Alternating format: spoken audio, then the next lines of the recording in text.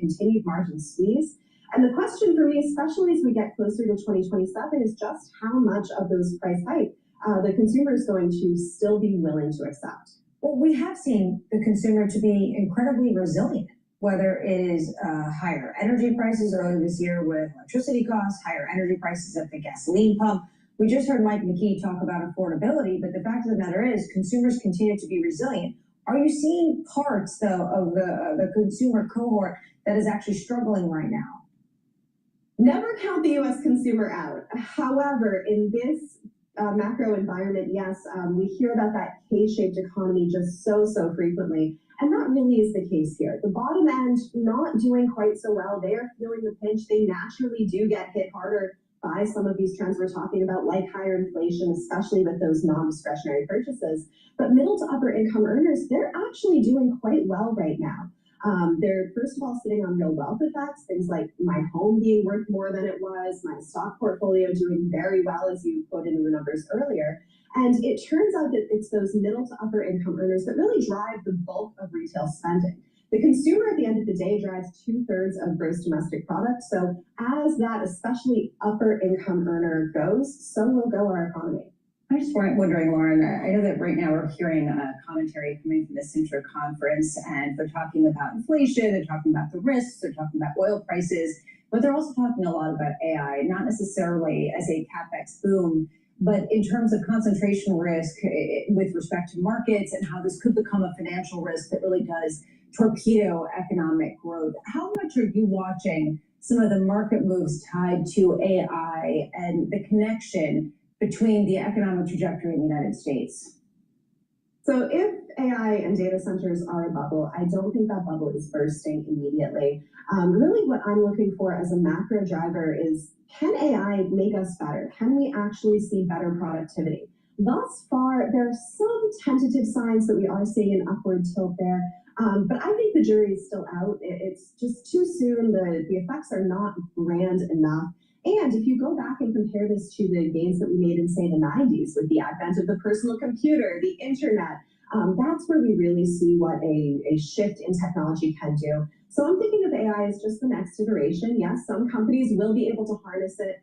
That will help them. Again, I mentioned this margin squeeze. That's going to be a very real differentiator for firms out there. And if these companies are willing to invest in AI, and not just invest in a throw money at the problem kind of way, but really use AI to solve a problem, that's where I think we're going to see the winners. Lauren Seidel-Baker of ITR Economics, thank you so much for being with us. Right now, let's get you an update on stories elsewhere this morning. Here is your Bloomberg Brief with Bonnie Quinn. Bonnie.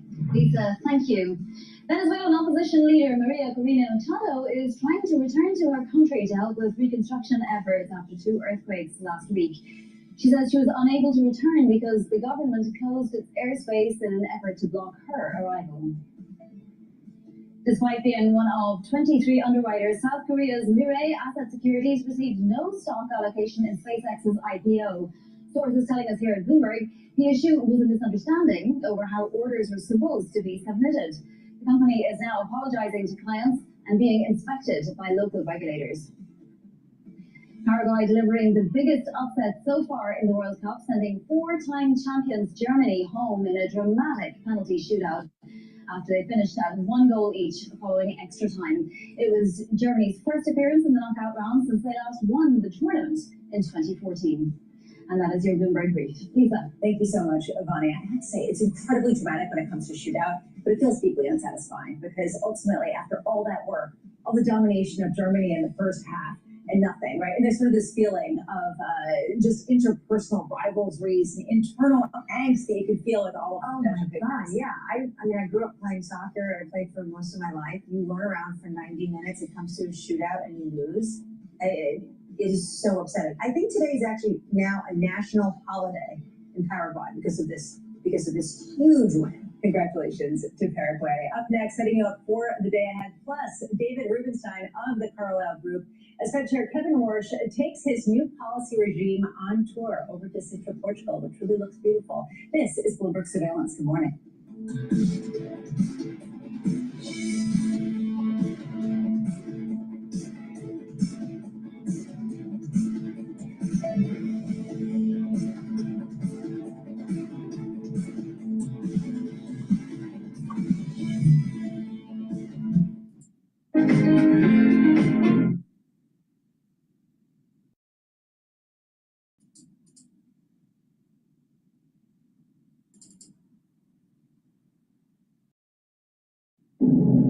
Welcome to Atlanta, and I'm asking you to contribute $20 to this Senate campaign because I'm the only Democratic senator. Happening today in the Middle East, U.S. and Iranian officials will return to the negotiating table in Qatar after a tense weekend threatened to put their peace deal at risk.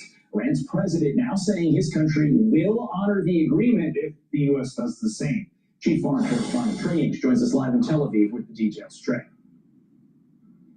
Yeah, hey Todd, good morning. High-level talks will take place today in Doha, Qatar, aimed at advancing the memorandum of understanding between the United States and Iran. U.S. Special Envoys Kushner and Witkoff will be in attendance and are expected to meet directly with the Qatari Prime Minister, according to a diplomat familiar with the talks. Technical talks about the MOU are then scheduled to take place on Wednesday. Meeting in Doha is going to be perhaps important, perhaps not. We're going to find out. We're winning militarily. It's almost won militarily, I would say. And it's really very simple. It's the denuclearization of Iran. We don't want them to have a nuclear weapon, and they're not going to have a nuclear weapon. They've agreed to that, no fairness. Iranian officials have indicated that no direct talks will take place between the United States and Iran while in Doha, but did confirm that a delegation will be traveling to Qatar. The 60-day window is meant to iron out the details of Iran's nuclear program and keep the Strait of Hormuz open. President Trump has indicated he reserves both military and diplomatic options after that time period. Iranian President Masoud Pezeshkian posted to X, saying mutual understanding is a two-way street. If the American side adheres to the agreement, we will also fulfill our commitments. Our approach to unreasonable saber-rattling and baseless threats is to rely on rationality and human dignity in decision-making and to defend decisively and fearlessly when it comes time to act. Now, Iran's president did not mention Iranian attacks on the Strait of Hormuz that took place late last week and over the weekend. We're also tracking developments here in Israel, where Israeli Defense Minister Israel Katz spoke to reporters yesterday. He indicated the IDF has been instructed to prepare an independent Israeli operation against Iran and remains on alert. Katz said that Israel would strike Iran with force if more missiles are launched by Iran. The bottom line here, the ceasefire is holding, but there are clearly preparations underway in case these diplomatic conversations fail. Carly? Yeah, Trey, yesterday the president posted on Truth Social, Iran has requested a meeting. It will take place tomorrow in Doha, but as you said, Iran is denying that direct talks will take place. What do you make of that difference in messaging or what the reality of the situation could actually be later today? It's noon in Doha right now. Oftentimes the Iranians will say one thing for their domestic audience, but at the negotiating table say something completely different. And we've seen that throughout these talks that took place, not just in Qatar, but also in Islamabad and ultimately in Switzerland. And so oftentimes the Iranians are playing to their base, and behind the scenes they are making concessions. And that's why we have to be patient here and wait for the facts that come out of these conversations in Doha, because even if there aren't direct talks taking place, these conversations are often mediated by the Qataris or the Pakistanis, and it gives credence to the ability of this to move forward. And that is ultimately what the United States is trying to do. They are using this window to iron out the details of Iran's nuclear program, to ensure that the Iranians never have a nuclear weapon, and ultimately the Strait of Hormuz remains open. Carly? All right, Trey, thanks live from Tel Aviv. Trey, thank you. Let's bring in Senior Fellow at the Independent Women's Forum and Council on Foreign Relations member, Dr. Kanta Ahmed. Dr. Ahmed, thank you for joining us. So what do you think about the latest? And Trey saying that there could be a potential for direct talks to take place. You never know, but there is certainly a potential for moving the ball forward here. Look, I think dialogue is always good. It's not surprising that there may not be face-to-face interactions between the US and the Iranian delegation at this point. That's the role of Qatar. But much more interesting is the quiet and very serious diplomacy that Secretary of State Marco Rubio has been leading in Lebanon.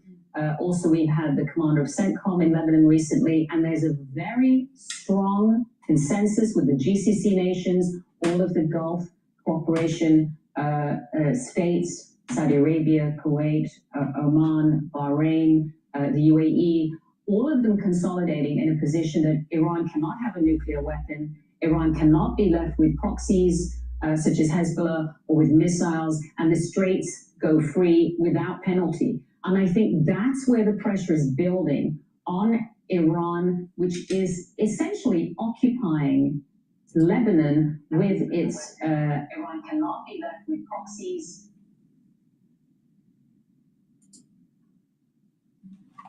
Of Hezbollah, that's where the pressure is building. Yeah, Lebanon, or Hezbollah and Iran synonymous with one another, and there is certainly a lot going on when it comes to Israel. Yesterday, the president said when it comes to these efforts in Qatar, that Qatar this week could be perhaps important, perhaps not. We're going to find out. What do you make of the president's phrasing there? I think the president is a masterful communicator, and there's value in strategic ambiguity. We, the public, don't need to know every detail. And most of all, Iran is on the back foot. It is badly injured. It is. There are inflationary pressures coming out of the war in Iran, for sure. Oil prices have been up for a while. And while they probably are going to recede, I do think there's some residual inflation. But I suspect that the Federal Reserve Board can wait another quarter or so before deciding it needs to raise rates. And I'm not saying it will have to, but Kevin Warsh is a very smart person. He's got the president's confidence. Those are a little bit more fundamental to our economy, but if we stay in this kind of government. I want to rewind the video here because it's dealing with David Rubenstein, who I met recently. They're interviewing him on Bloomberg. The healthcare sector as the only job creators out there. Ask the question, if there's a moderate high. Yes. To outpace inflation. I think we're at.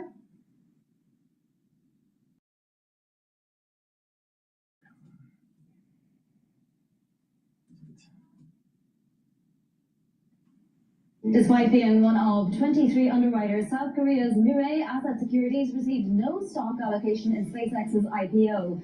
Sources telling us here at Bloomberg, the issue was a misunderstanding over how orders were supposed to be submitted. The company is now apologizing to clients and being inspected by local regulators.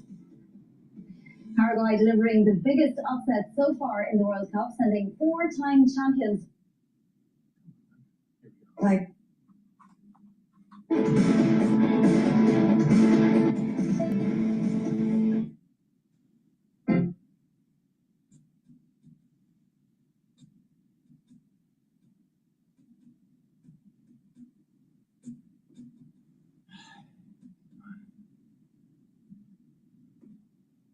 Inflation press. Asset management, the debate seems to be not necessarily what the Fed will do this year. A lot of people think maybe a hike, but more likely on hold. It's next year. Is it going to be a hike or is it going to be a cut? Right now in markets, you can see a fading of the optimism earlier this morning, although S&P futures just about unchanged. Two-year yields 4.12% up, nearly 2 basis points. Brent crude has been fluctuating around all morning. Just essentially flat at $73 on Brent. And you can see that Japanese yen continuing to weaken. The weakest levels going back to 1986. A question over to you, Bank of Japan. What you gonna do? Counting down to the opening bell. Here's a trading diary for the week ahead. At 10 a.m. Eastern, JOLTS data and consumer confidence after the close. Nike earnings. How goes the turnaround that hasn't really led to any kind of pop of the shares this year? Wednesday, ISM and ADP data, plus Fed Chair Kevin Warsh. What does he stand for? What will he say? He'll be speaking in Sintra, Portugal, Thursday. The June payrolls report, and on Friday, a day off for the 4th of July, the U.S. Independence Day. Looking ahead to the Fed Chair's international debut, Kevin Warsh taking the stage tomorrow in Sintra, Portugal, alongside global central bankers. David Rubenstein of Carlyle joins us now. David, thank you so much for being with us. Always great to get your thoughts. How much are you looking at this moment as an inflationary one that requires higher rates as a result of some of the dynamism that we're seeing in other pockets of the economy?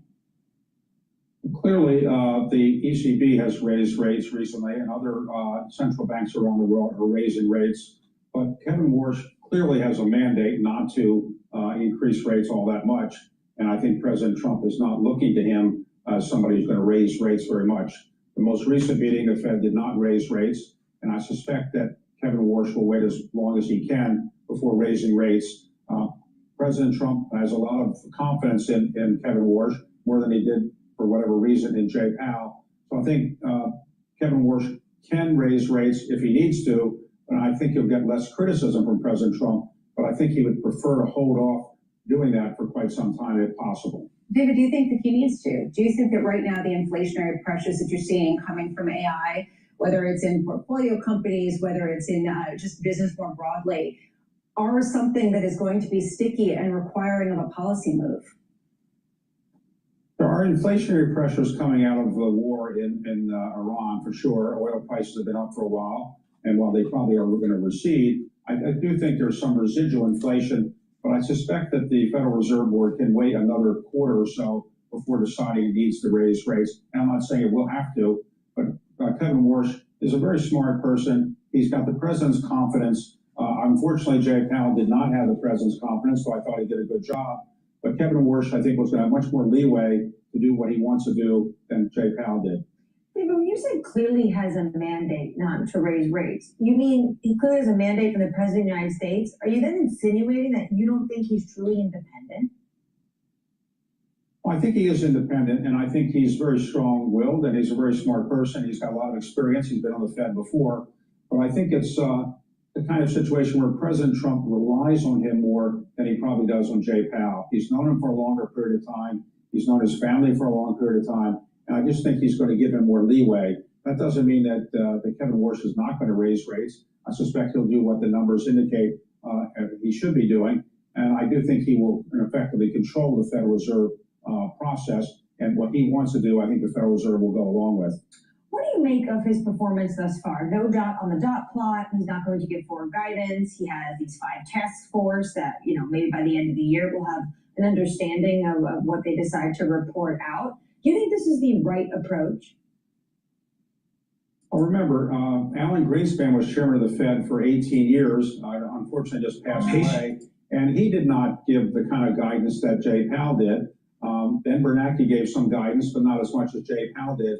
So it's not as if the Federal Reserve has always given the kind of guidance that Jay Powell did. I do think Kevin Warsh thinks that the Fed should be a little bit less transparent, not be so open about what it's thinking, and I suspect you'll see less transparency and fewer press conferences than maybe Jay Powell had. I think Jay Powell did a very good job in explaining what the Fed was doing, but some people, obviously Kevin Warsh, one of them, think that the Fed should be a little bit less transparent. David, we're talking about the central banking universe as this meeting takes place in Sintra, and they're talking as much about traditional economics as they are about AI stock valuations and concerns about what this does when it comes to systemic risk. As a business owner, as someone in markets, are you getting concerned about valuations getting ahead of how quickly we can deploy some of this technology in productive ways? Enormous amounts of money is now going into AI and going into data centers. And the theory behind investing is you get your money back with a return. Whether you'll get your money back with a reasonable return on all the AI investments is unclear at this point, because so much money is going into this area, and it's not clear when the returns will come back, if at all. So I do think there's reason for caution, but I don't think it's a concern right now that AI will be a bubble that will burst dramatically. I do think there's a lot of interest in AI, and I think for some time you're going to see a lot of investment dollars going into it. And I think a lot of them are justified because AI is clearly going to change the way we live and the way we deal with business, just the way the internet did. Whether the internet had a bubble or not at some point in time is something that you could say maybe it did. AI could have a little bubble at some point, but right now I think the markets are still fairly resolved that AI will be a pretty good thing to invest in. And there may be at some point in time, there might be some slight reduction in the values, but generally AI is here to stay, and enormous amounts of money are going to go into this area. Yeah, something I'm sure that you talked about online and offline with Rick Wurster in your latest episode of Bloomberg Wealth, which we'll get into in a second. How much do you see AI and some of these large language models transforming the asset management industry, not just on the retail side, on the private asset side, in your business, what you're doing? Well, AI is here, they're going to change everything. For example, in the investment world, AI models are being used to assess whether a deal is a good deal or a stock is a good deal. The models will get perfected over a period of time, but I do know that some private equity firms are beginning to look at AI as a help in making decisions about whether to pursue certain investments. Most of these AI applications that he's talking about in terms of go, no go on a deal or determining the viability of a deal, These are regression analyses. What you can do is take data of multiple variables, create a model through regression, and you plug in the values for those different variables, and voila, you'll have a function that will tell you go or no go for a particular deal. So we're talking about data and analysis here. We're not really talking about the need for AI. You really need AI to do this? Because all you need is a bunch of variables in Excel for a column, and you have, a certain a time series or some other series, and you're going to be able to do a regression. So why do we need AI? Now, there are applications where AI is important, but a lot of this stuff, it's just companies weren't using the tools that were available that have been around for 150 years or more. It's called statistics. It's really simple. But what it is you have a bunch of people in the C-suite that really don't know statistics. You have a bunch of people that are underlings that are doing the daily work that really don't understand statistics or how to use it. So 90% of the stuff that AI is providing is because you have a workforce that really can't interrogate data, create data and interrogate it. Find out what the correlations are, find out if there's causality. It's not that hard. There's a bunch of statistical functions in Excel. You can do most of this stuff in Excel. And your business isn't changing that often, where you have to have some sort of real-time feed and all this stuff. What he was talking about in terms of deals that should be invested in or not. So you come up with 30 variables that are involved in a deal. You have your history of what the variables were and what the end result was in a particular deal. And you can just do a regression on it. They'll tell you. It's not that hard. And even if you don't want to do a regression on it, all you got to do is just look at the table and just think about it. Just stare at the table and look at the pattern. There'll be patterns that you'll notice if you actually spend the time to look at a table. And you'll realize, well, if a company, if we invest too much in this company relative to revenues, maybe they fail. So you interrogate the data. What's this need the AI? You don't. You don't need the AI. That's the point I'm making. All you need to do is do a regression analysis. Stupid.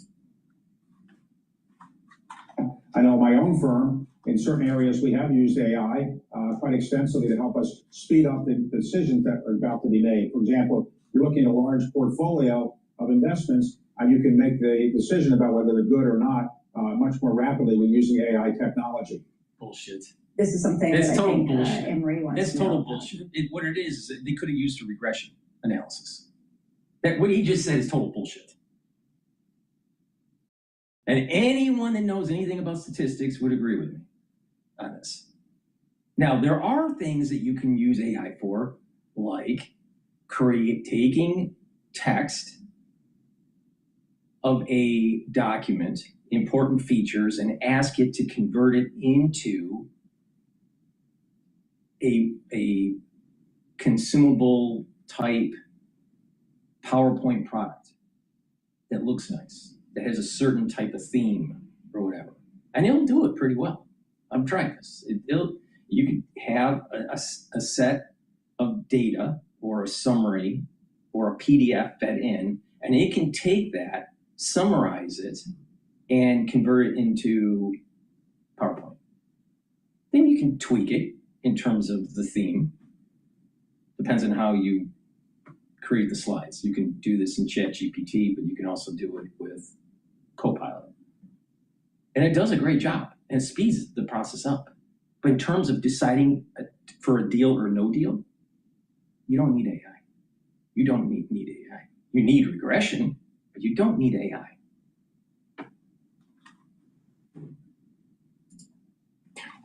stupid. Sports teams, you're going to be using AI to purchase next, or they're going to be advising the Knicks. Is that right? Well, David, I know that you recently were at an NBA meeting and gifted the Declaration of Independence a replica. I'm not going to nudge you about the Orioles, but if you were Mr. Dolan, what would you do right now with the New York Knicks? I think I have enough problems dealing with my own baseball team and challenges, so I'm not going to give any advice to anybody else. I think each person should deal with their own situation, and I'm hardly one to give advice at this point. But I'm optimistic that baseball is going to be more and more popular increasingly. I do think that that Major League Baseball will thrive the remainder of this season, and I'm quite optimistic about the attendance at Major League Baseball games and the fan viewership. So each owner has to deal with their problems themselves, their challenges themselves, and I'm not one here to give advice to others. David Rubenstein, you're a legend, and it's always wonderful to speak with you. David Rubenstein of the Carlyle Group. Do not miss David's conversation. The truck oil imports. Yeah, I was able to see him in an event, and we were talking about the event was dealing with the Declaration of Independence, how important it is to the country, the importance of history, and how the youth needs to learn U.S. history. Why are we picking July 4th as the actual birth of our nation? Great conversation.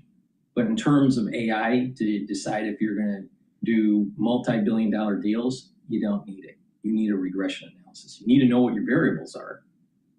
But just go to first principles. How does the AI work? It uses a neural network. How does the neural network work? It takes a series of variables and figures out the weight to determine a particular outcome.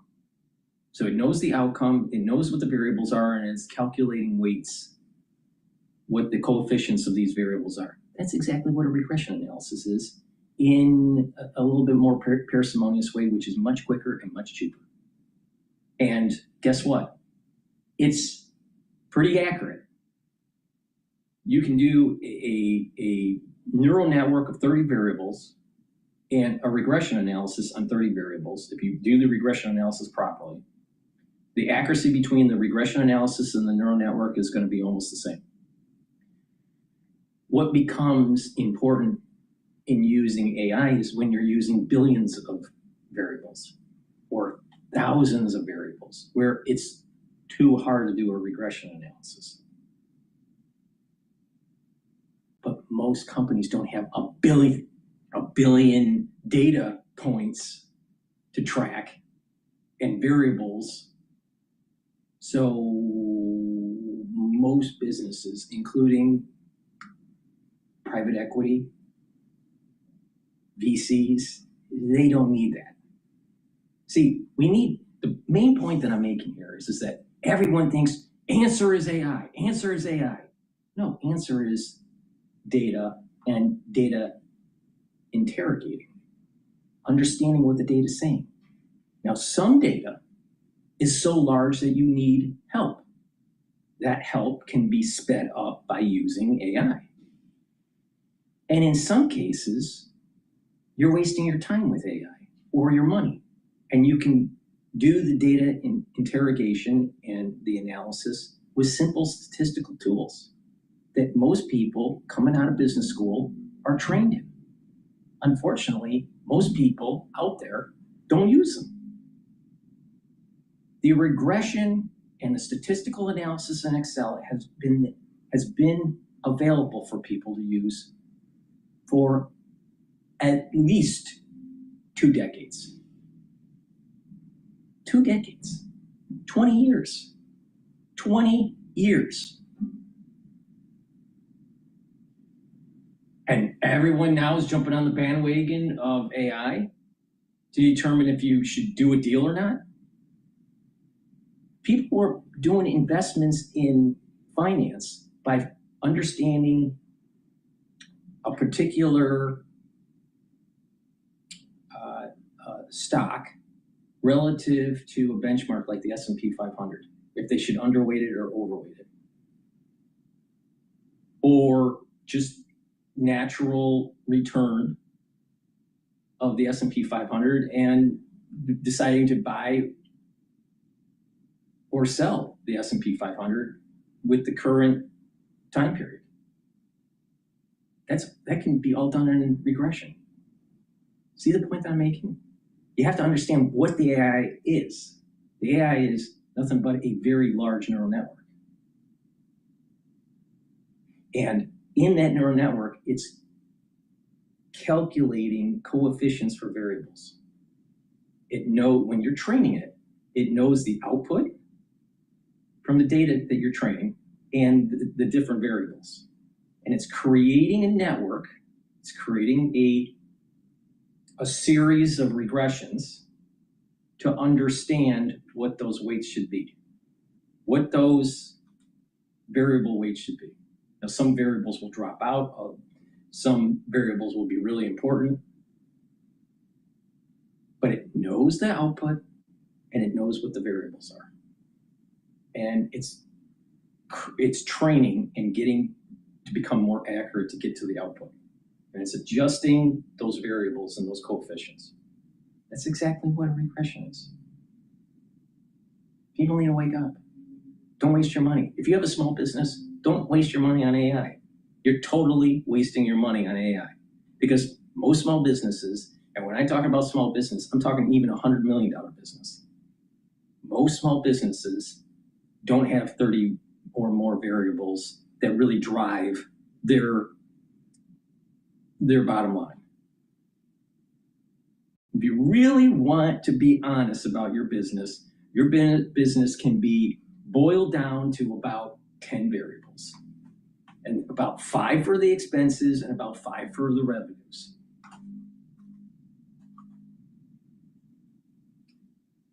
Hello, my name is DrPaulCottrell. Thank you for joining. We are live streaming on Rumble and YouTube. And where else are you going to get great information like don't overly invest in AI? It's a con, all right? Because what they're trying to do is charge you for every token when you're accessing it. It's a waste. Just if you can do the data analytics within simple softwares like Excel or even a higher end software like SPSS or some other statistical software, you can do just as well. And it's a hell of a lot cheaper. Now, if you need to automate some stuff like PowerPoint and all that, then you're talking about Copilot, right? But don't overly jump into the bandwagon. You're going to be losing money. We're going to be talking about the markets. The markets haven't opened up yet. They'll open up in a little bit more than 15 minutes. I'm going to go into detail on how to take a look at the oil markets. And we're going to take a look at any breaking news, what's going on, right? Thank you for joining. You can watch this stream on Rumble, YouTube, or on my website, the-studio-reykjavik.com. I have 2 versions of this live stream, what I call the larger screen, and then the data, you can actually see the data feed of the market on YouTube or on my website, the-studio-reykjavik.com. Everything's live streamed. And everything is in real time. So these price curves that you're seeing are in real time. Now, I'm going to tell you how I am making money off of the news. I've been doing this for a very long time, more than 20 years. So you just need to pay attention. If you pay attention, you will make money. And because of my research and my knowledge in medicine, if you pay attention to me, you will slow down the aging process and get healthy. If you do both of these things, you will get wealthy and healthy. Nobody can do this. Nobody. There are some people that will talk about the market. There'll be some people that will be talking about how to improve your health. But how many of them really have an intimate knowledge of both? How many of them really have an intimate knowledge of like how complex systems really work in a series of domains, like engineering, like economics, like medicine? Very few people. Very few people. Maybe 50,000 people in the world. Now, if we want to use the numbers of 8 billion, 50,000 people That's a pretty small percentage of the world population. So it behooves you to actually listen to me. All right? So please go to my store, the-studio-reykjavik.com. Get the C60. C60 is a antioxidant that is almost 1,000 times more potent than vitamin C. Why? Because C60 is a molecule that looks like a soccer ball. It's a buckyball. It's a fullerene. 60 carbons connected together. And when you have carbon next to carbon, what it does is it shares electrons. It has 4 electron valence spaces, all right, to be able to share, right? So what will happen is that it shimmers. This buckyball will shimmer with electron activity. This is important because what it does is this will discharge or absorb or neutralize free radicals. Now, free radicals do damage to your body.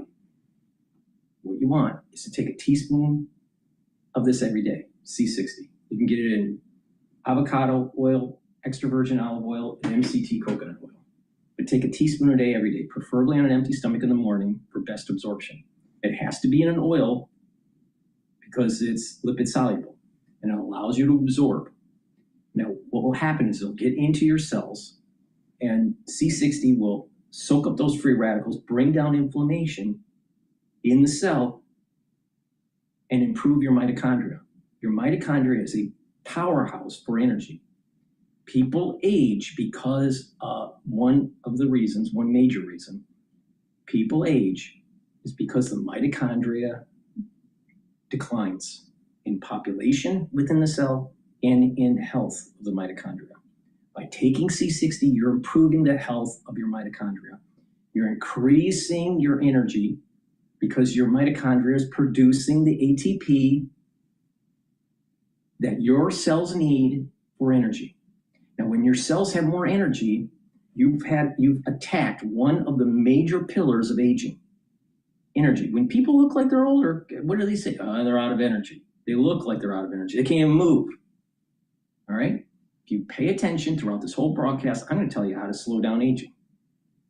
So C60 will soak up those free radicals and boost up your energy. For the vascular level, it's going to soak up free radicals and reduce the concentration of what is called oxidized LDL.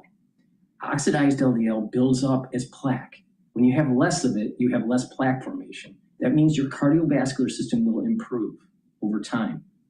That means you'll have better blood flow, including to your brain. And when you have better blood flow to your brain, your hippocampus will have the nutrients it needs so it doesn't die. Now, my father died from ischemic dementia. It sucks. Anyone that has ever seen a patient, a loved one, whatever, a friend that had to suffer from dementia, it sucks. All right, so you better pay attention to me here. Better blood flow to the brain improves the hippocampus. Now, C60 will also get into your neuron, and that neuron will have stress, right? So C60 will bring down the stress and soak up the free radicals and help the mitochondria of the neuron. That way the neuron has the ATP to create the neurotransmitters, so you'll have the better neuroplasticity, positive neuroplasticity, so your dendritic connections are connected. You'll be able to think better. You'll have better memory. You'll have better sleep. You'll be able to concentrate better. So C60 helps not just cardiovascular, but also brain function. It also helps with your immune system and your endocrine system by bringing down inflammation and soaking up those free radicals. And at the basal layer, C60 will improve your basal layer of your skin. So over time, when you're creating new skin cells, those skin cells that are being produced are healthier and healthier over time. You will look younger. Now that's a little bit more of a vanity issue, but internally, your cells will perform better and be younger. So when you're soaking up those free radicals and reducing stress, you're reducing methylation of your genes. And when you're reducing the methylation of your genes, you're slowing down the aging process, because through time, what will happen is that when you age, you're going to start to methylate more of your genes, and your gene expression starts to go down. And you're deviating away from your youthful gene expression.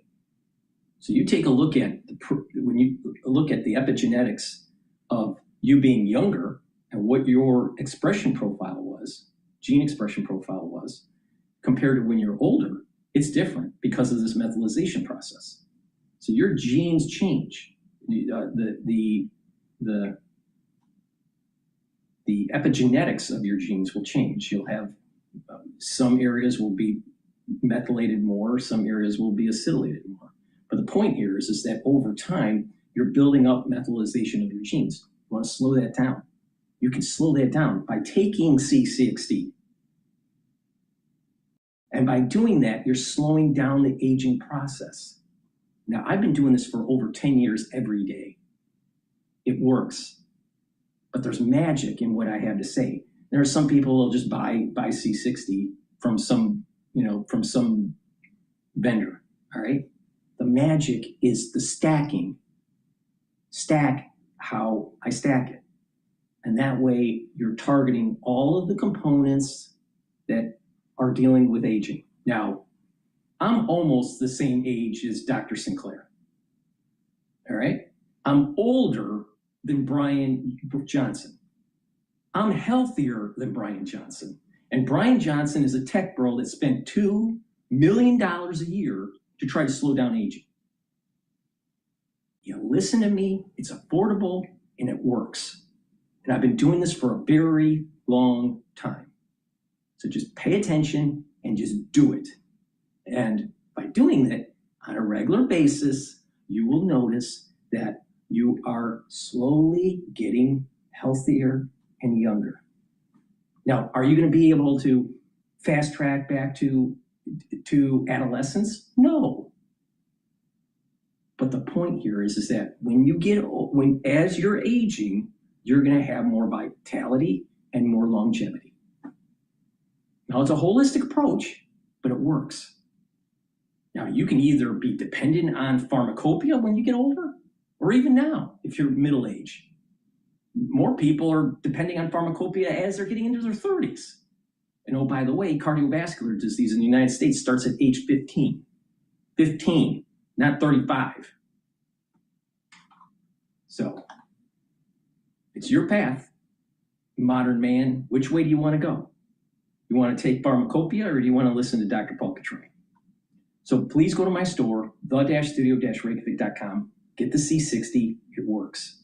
But pay attention to the stacking, as I will be talking about it in this broadcast.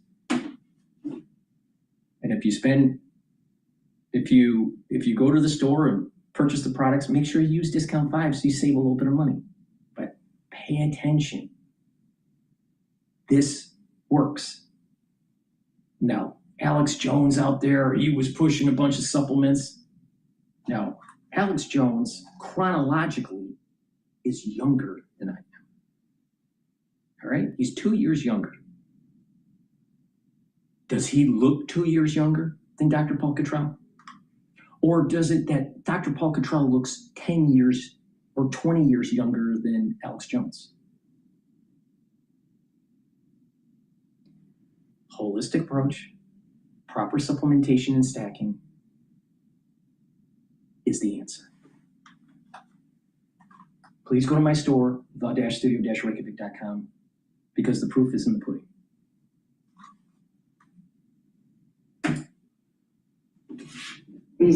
Insight with Haslinda Alim, only on Bloomberg.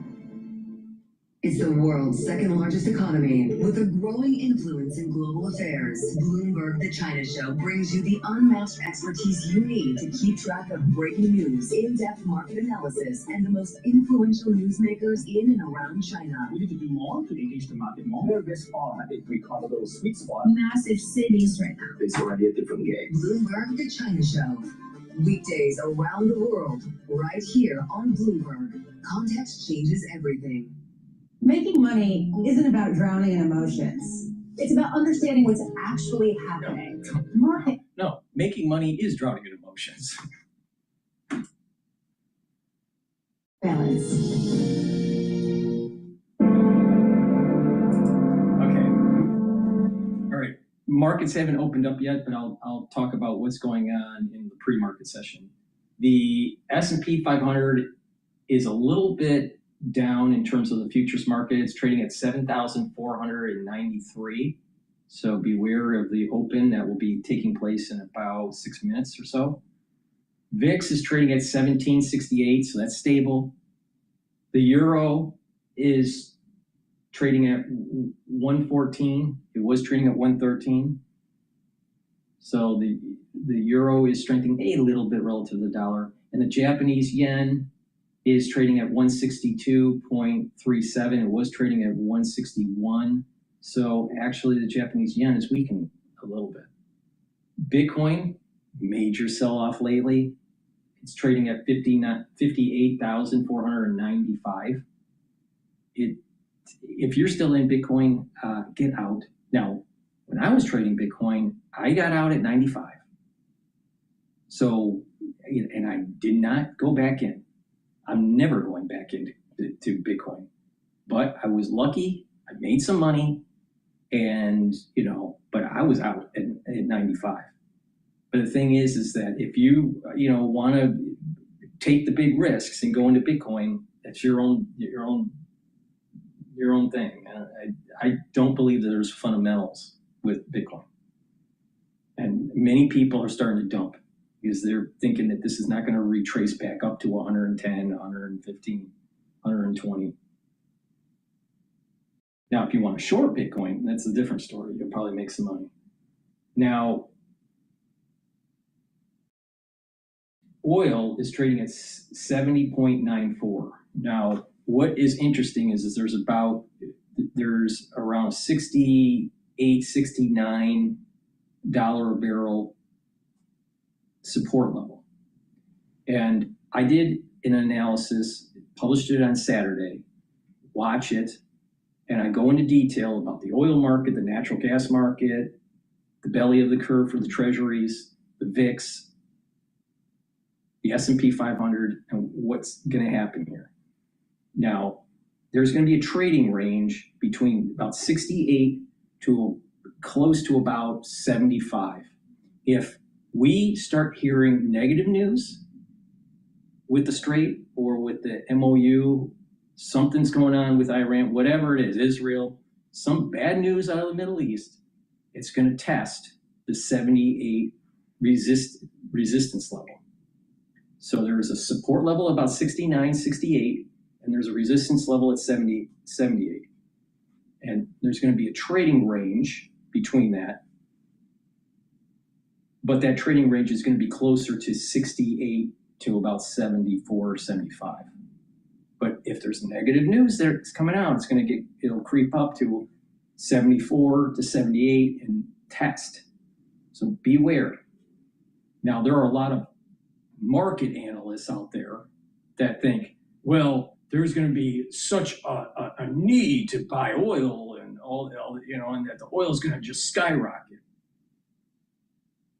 I think there's a lot of market manipulation in oil. So throw away this idea of fundamental analysis and just pay attention to the system. And that system will tell you certain things. Just pay attention to the system. Perfect analogy. When you're going fishing and you're a biologist and you know exactly when the fish are going to go down the river because of spawning or whatever. But over time, you're noticing that something's changing. But you don't know why, but something's changing in the environment and the spawning cycle is changing.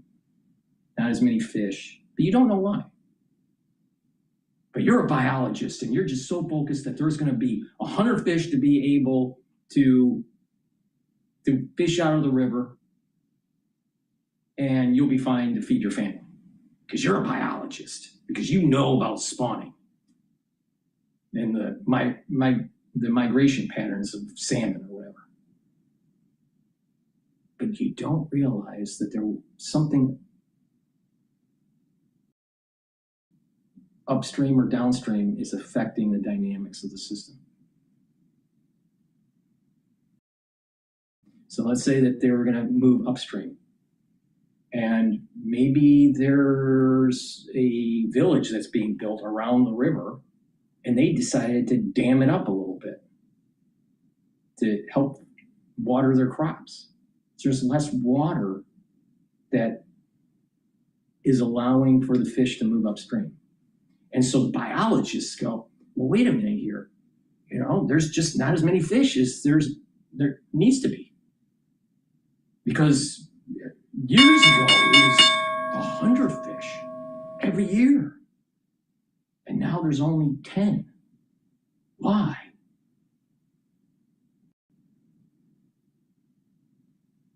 Maybe my story, you know, is a little flamboyant, but it hits to a point.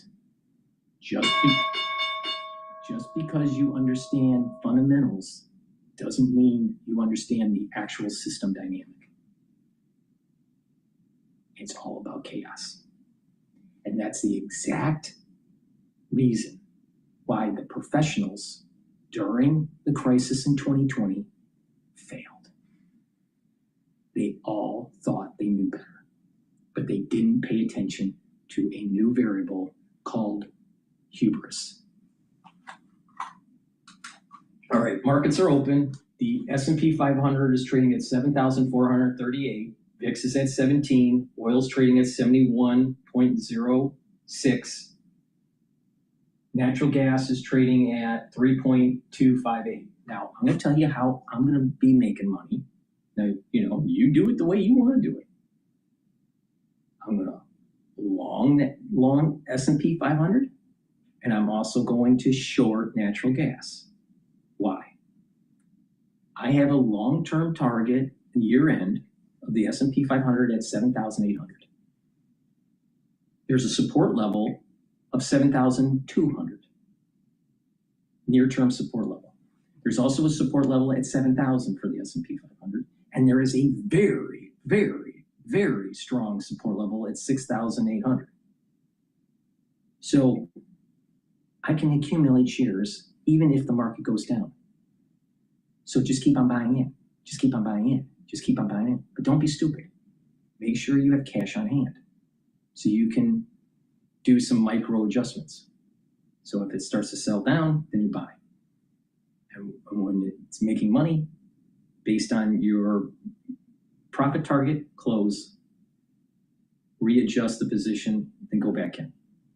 All right? Natural gas, short. Why? Typically in July, natural gas will start, July and August, natural gas will start to go down. Now, there is another variable that's going on here. There's a heat wave that's happening in some areas of the world, and there's also more rain in some areas, especially in the Midwest in the United States. So you have heat issues going on in the United States, but also over precipitation. It is possible that natural gas won't go down to 2.6 because of the El Nino effect. But at 3.3, that's a little too hot for, no pun intended, a little bit too expensive for natural gas. And it seems like there's a trading range between 3.3 and almost 3.0, around 3.1, 3.05. So just play that range. Right now it's trading at 3.26. You have more probability of it going down than up. I just told you how to make some money.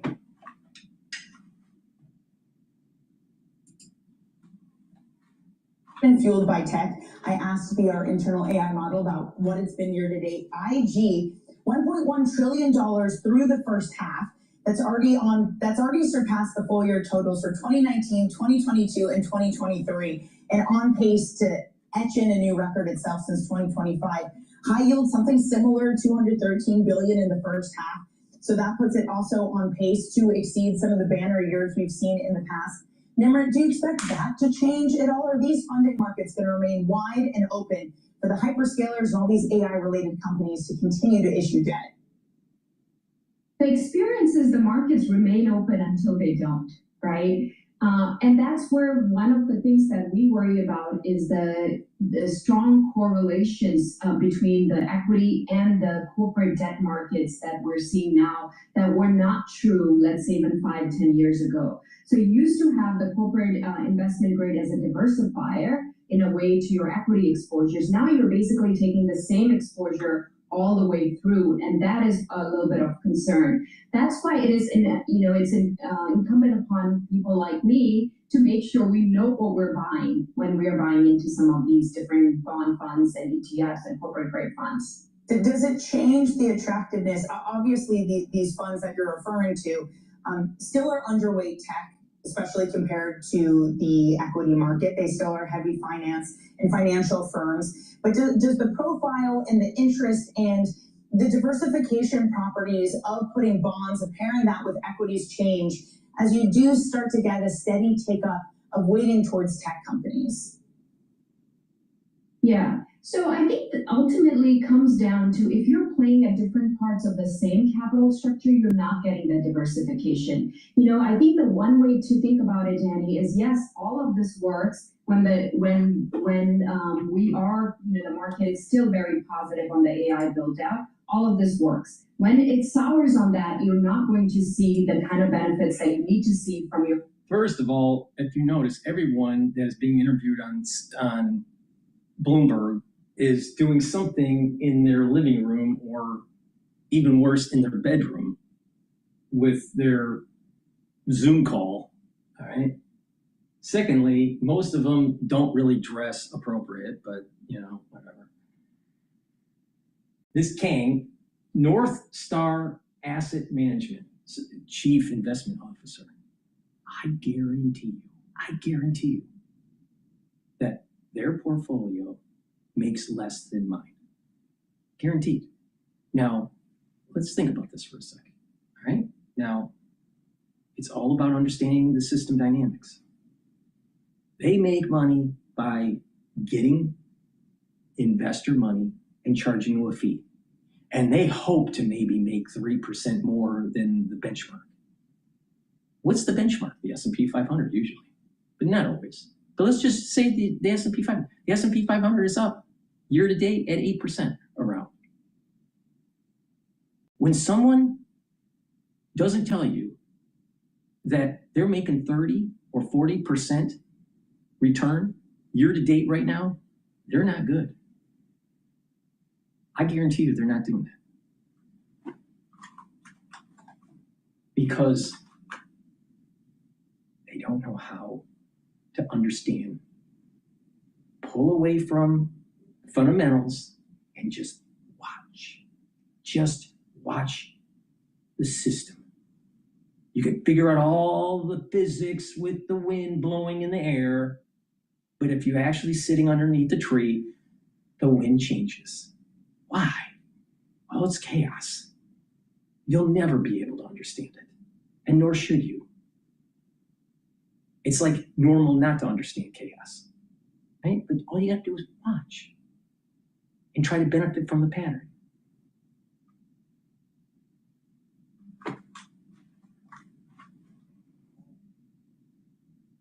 I'll tell you, these people, I've never met an investment manager that I liked because they're all stupid. Evans, really struggling to get any sort of gain. They have corrected in the month past with an equity index that's down by about 2% as a whole. But again, the quarter still looks good, even with the most recent wobble over the past month.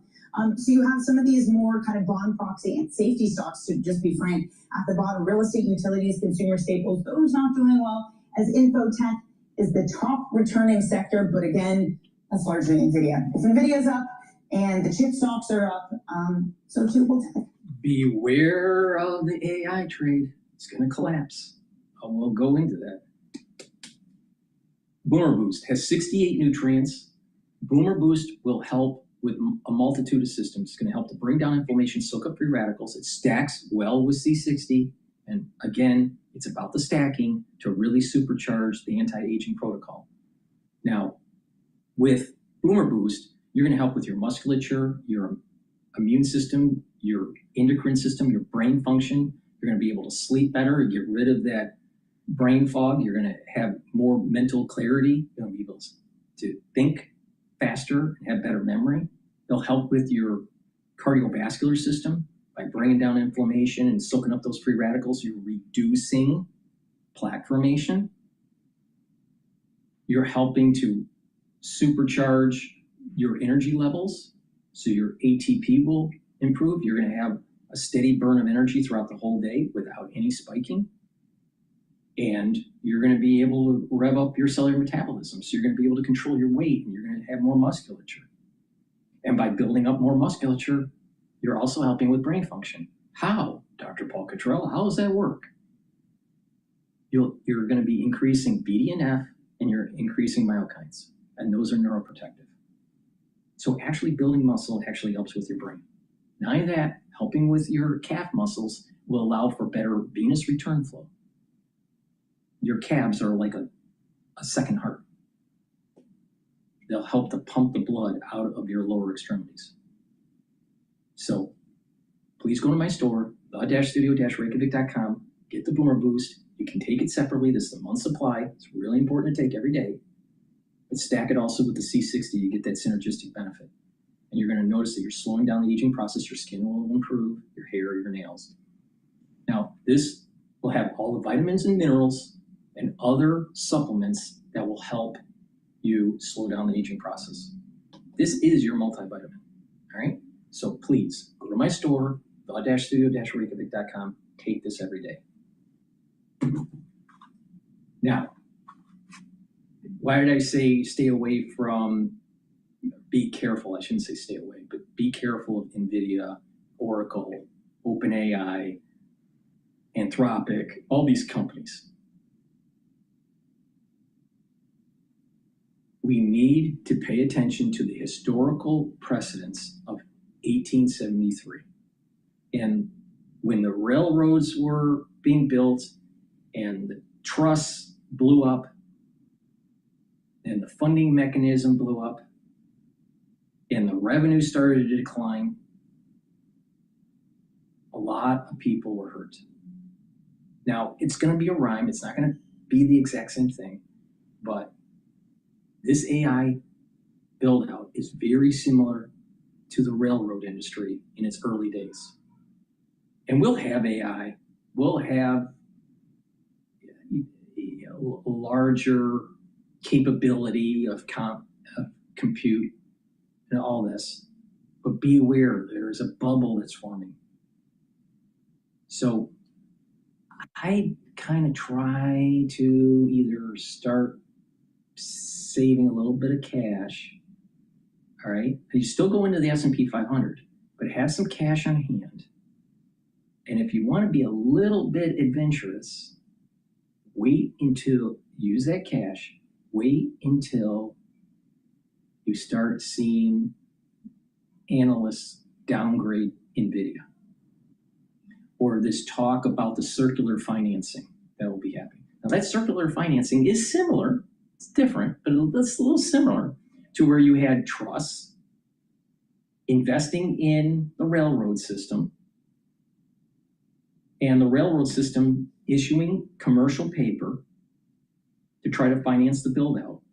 And then all of a sudden they couldn't finance anymore. And it was a small pool of people that are doing this.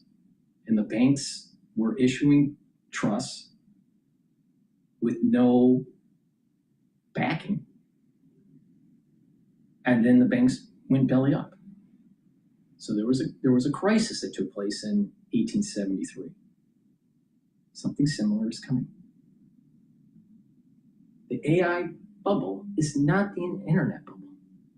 The AI bubble is more like the railroad bubble. Pay attention now. If you want to be adventurous, have a little bit of money on hand, gotta be patient, wait for those downgrades, and then start going into ETFs that shorts NVIDIA. and just start shorting the hell out of NVIDIA, and you'll make a ton of money. Same thing with SpaceX. Exact same thing is going to happen. Now, you can't do it right now, but just be patient. It's going to happen. Now, I know that this is going to happen because I'm talking to people that are in the investment world in New York that are waiting for this to happen, waiting to capitalize on this. So the sharks are already there. They're just waiting.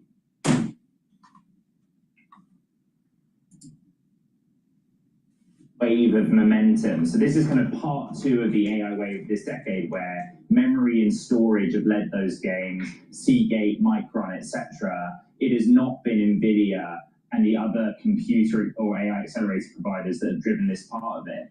What's interesting is, like, there's also a cautionary tale in the data. I don't know if you guys have the longer term chart you can put back again, but you know, this is the best quarter ever. But if you go back to the March quarter of the year 2000, it was a kind of similar story, that semiconductors would kind of have infinite momentum because of the advent of the internet. And that was like peak dot-com bubble. But the belief at the time was that people would buy computers and there would be growth in computer markets forever and ever. And that just, of course, didn't happen. So there's a long way to run in the second half of 2026.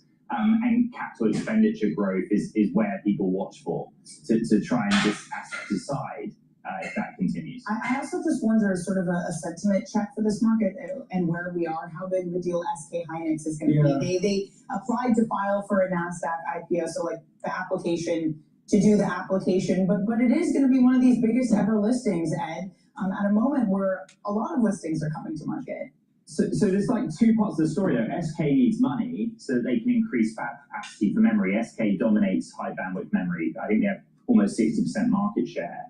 But what's really interesting about what you just said, right now the SOX is trading at something like 25 or 26 times forward earnings. Historically, it's more like 15 to 19. So we're not like that far off kind of the norm.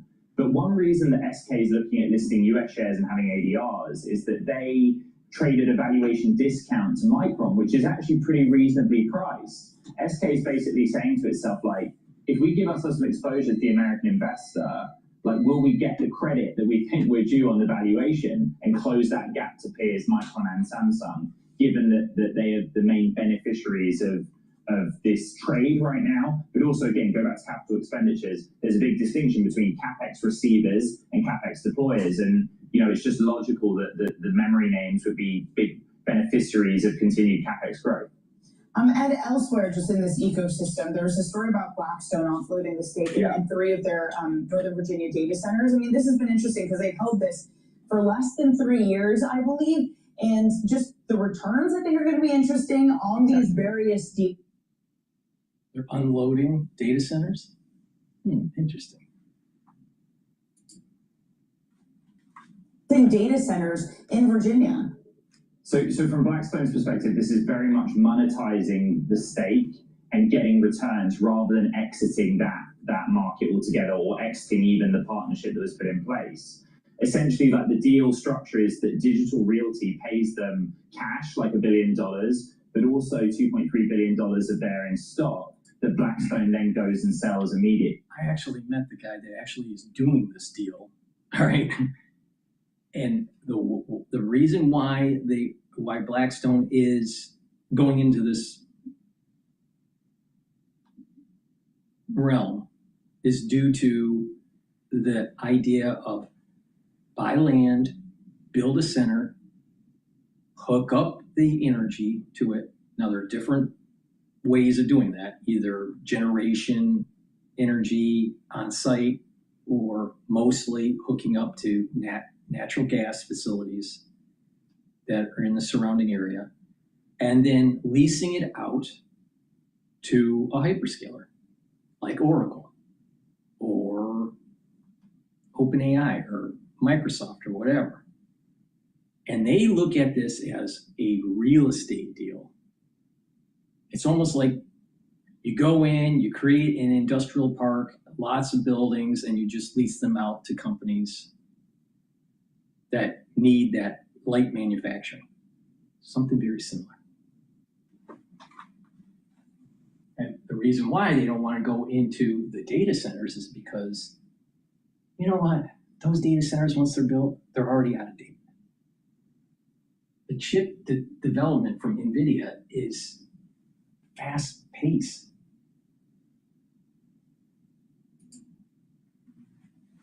Have actually been built and those that are being cancelled, right? So like, that's the economic story, that there's potential economic gain and jobs, but a lot of these projects, there have been no shovels in the ground at all. And so like, that's one area that people are frustrated with, again, with the near-term energy inflation impact that those that are coming online are having in zip codes like the one Blackstone's operating in. And thank you very much for all of that. Really looking forward to Bloomberg Tech. Airs at 11 a.m. with host Ed Ludlow. Coming up, the hedge fund industry is booming, and Izzy Englander's Millennium is placing its bet on the next wave of talent. All the latest moves coming up. Another issue with the data centers is communities are saying, not in my backyard. Please go to my store, the-studio-reykjavik.com. Get the resveratrol. Resveratrol will help with youthful gene expression, help you to get rid of cells that are in senescence. Those cells that are just sitting there, not dividing, they collect lipofuscin, that's garbage, and that's really bad for your tissues. So you need to get rid of those. You need to take resveratrol. Resveratrol will help with the basal layer of your skin. Resveratrol will soak up free radicals. And by soaking up free radicals, you're helping the health of the mitochondria, so you'll have more energy. This stacks really well with C60, especially for the basal layer. So please go to my store, get the resveratrol, and stack it with the C60. Another great combo that stacks with C60 is lignans, ashwagandha root, and turmeric. Now, lignans brings down inflammation, soaks up free radicals.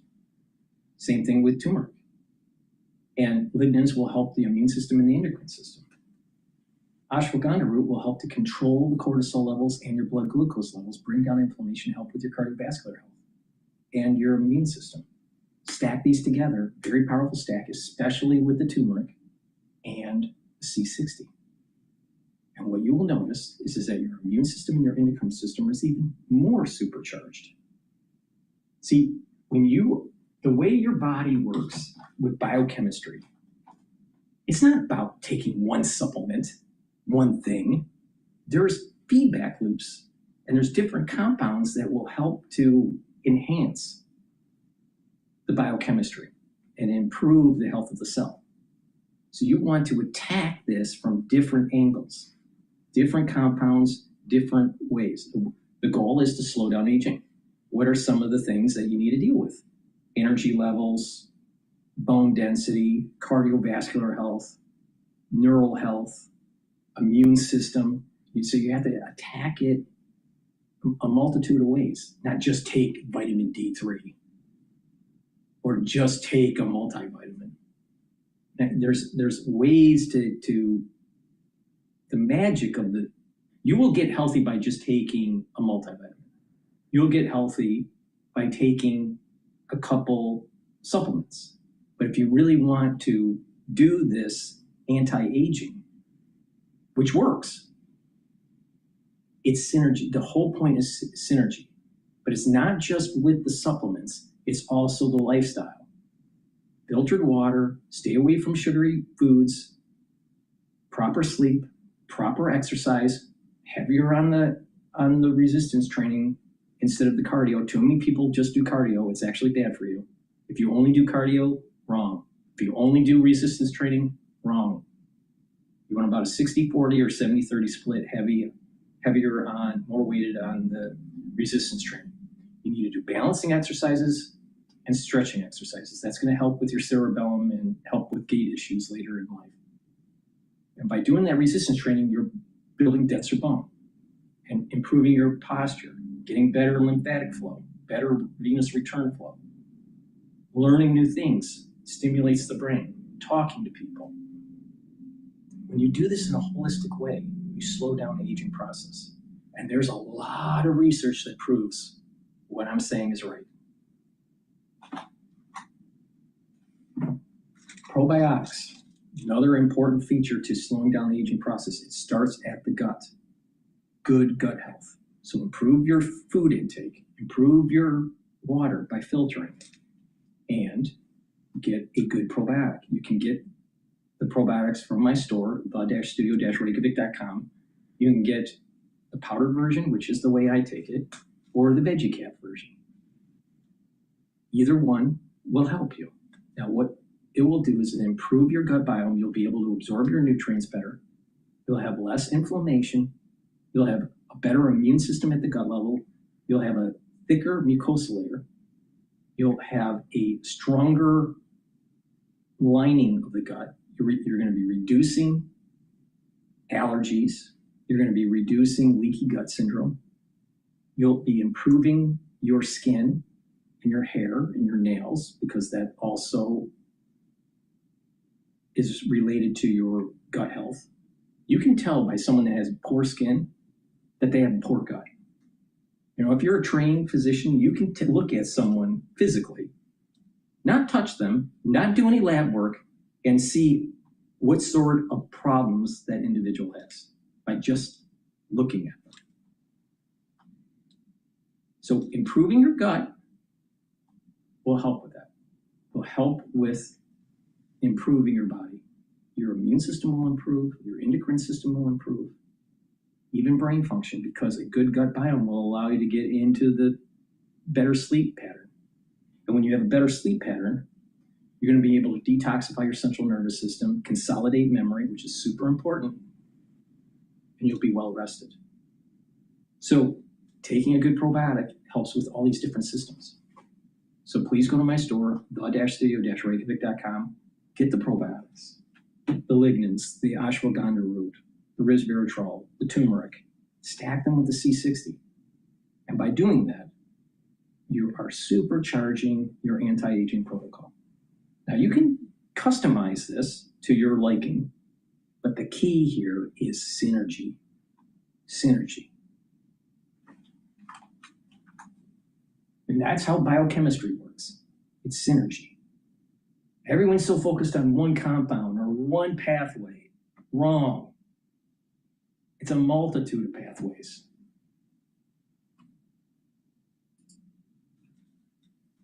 Biggest challenge and problem, there is no capacity in the hedge fund space, at least with the bigger firms, to take in another $10 billion. All things considered, probably a good problem to have. Nishant, thank you so much for joining. Excellent story. I highly recommend everyone go read it. That's Bloomberg's Nishant Kumar. Coming up in the next hour, Joanne Feeney of Advisors Capital. She shares her top picks as we close out the quarter. Plus, we're going to hear from the CEO of Chuck E. Cheese, Scott Drake. The E stands for entertainment, if you did not know. And then we head to Sintra for a conversation with ECB policymaker Ollie Red. That's coming up in hour 2 of Open Interest. Iran rejects face-to-face talks with U.S. Lovely. America's biggest China problem may have just hit a turning point. Let's listen to that from the Business Channel of Fox.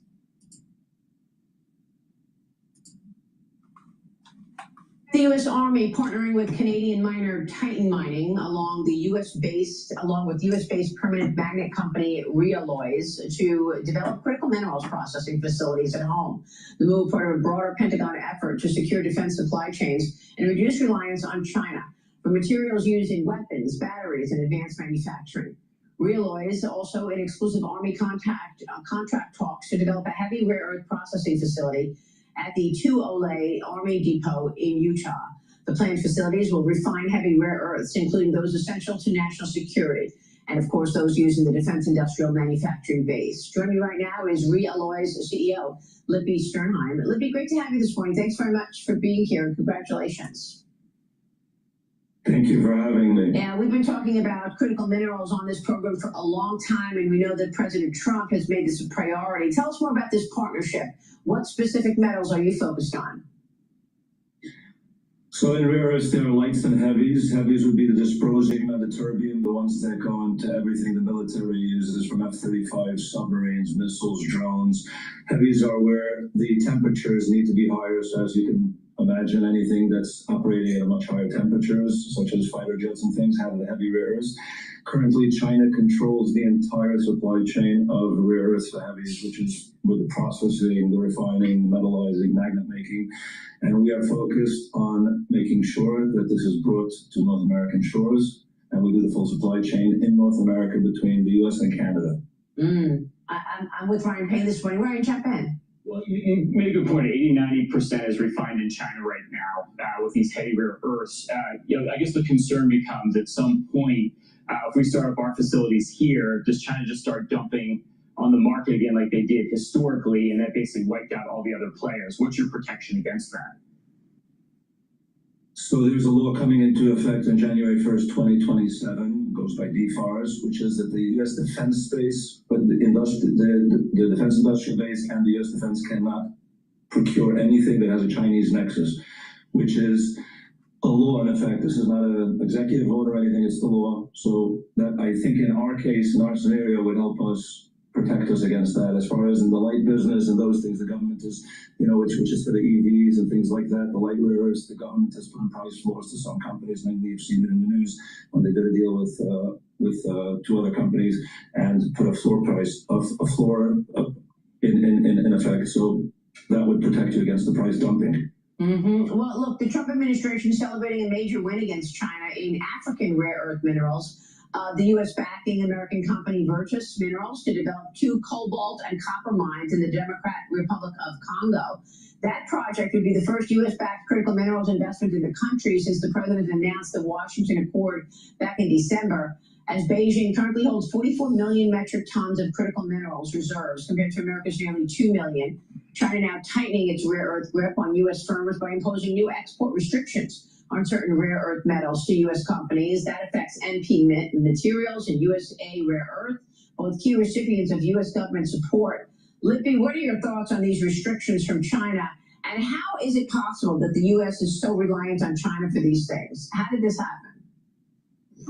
So we gave away, for cost reasons, I guess, over the last 40 years, over the last 4 decades, we've given away things to go fast and cheap and hard, and gave away in the process the fundamental security that we had with controlling things that we have. Currently, China controls, for the most part, all the refining and processing rare earth. As you know, President Trump said rare earth is not so rare. It's not it's not the rocks that are rare. It's the processing and refining, which are complicated technologies. It's also not a clean business, so to speak, so we let it go there, with today's environmental permitting and things like that. What we've done in that context is we've created cleaner, more efficient, American ingenuity, put together a flow. So today, the processing that we have, for example, just to throw out an example, hydrofluoric acid, which is one of the dirty parts or the unclean, dangerous parts of the business, we've created a hydrofluoric acid-free version. But for the most part, in the general sense, all the processing, everything was offshore in the last 4 decades. We're slowly bringing it back. But there is a deadline, DFARS, which is, as I said, on January 1st, 2027, defense industrial base cannot buy anything with the Chinese nexus. The reason the military partnership is so important, because that gives the country the security it needs.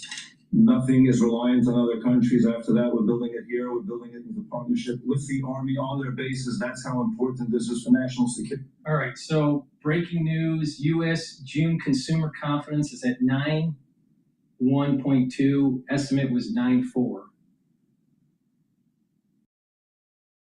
And the U.S. May job openings will be, the U.S. job openings were 7.59 million. Estimate was 7.29 million. So job openings are increased.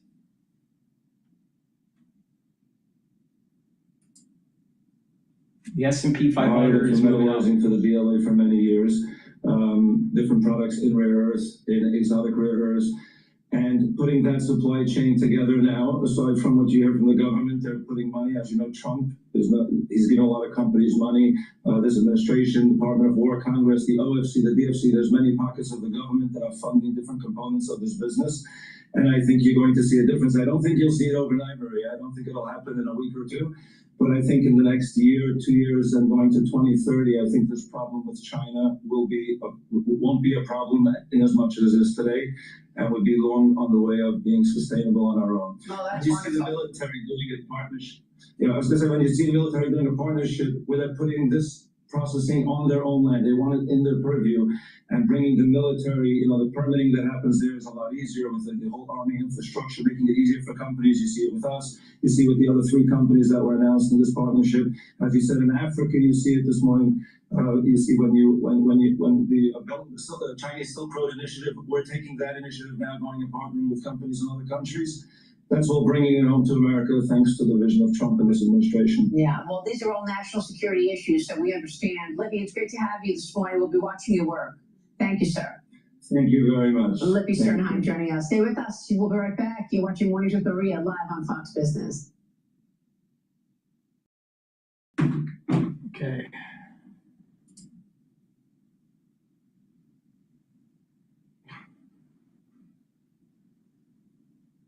Let's see here. Some additional news.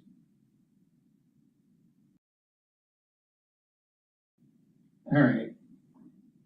GOP pushes crackdown on China-linked universities.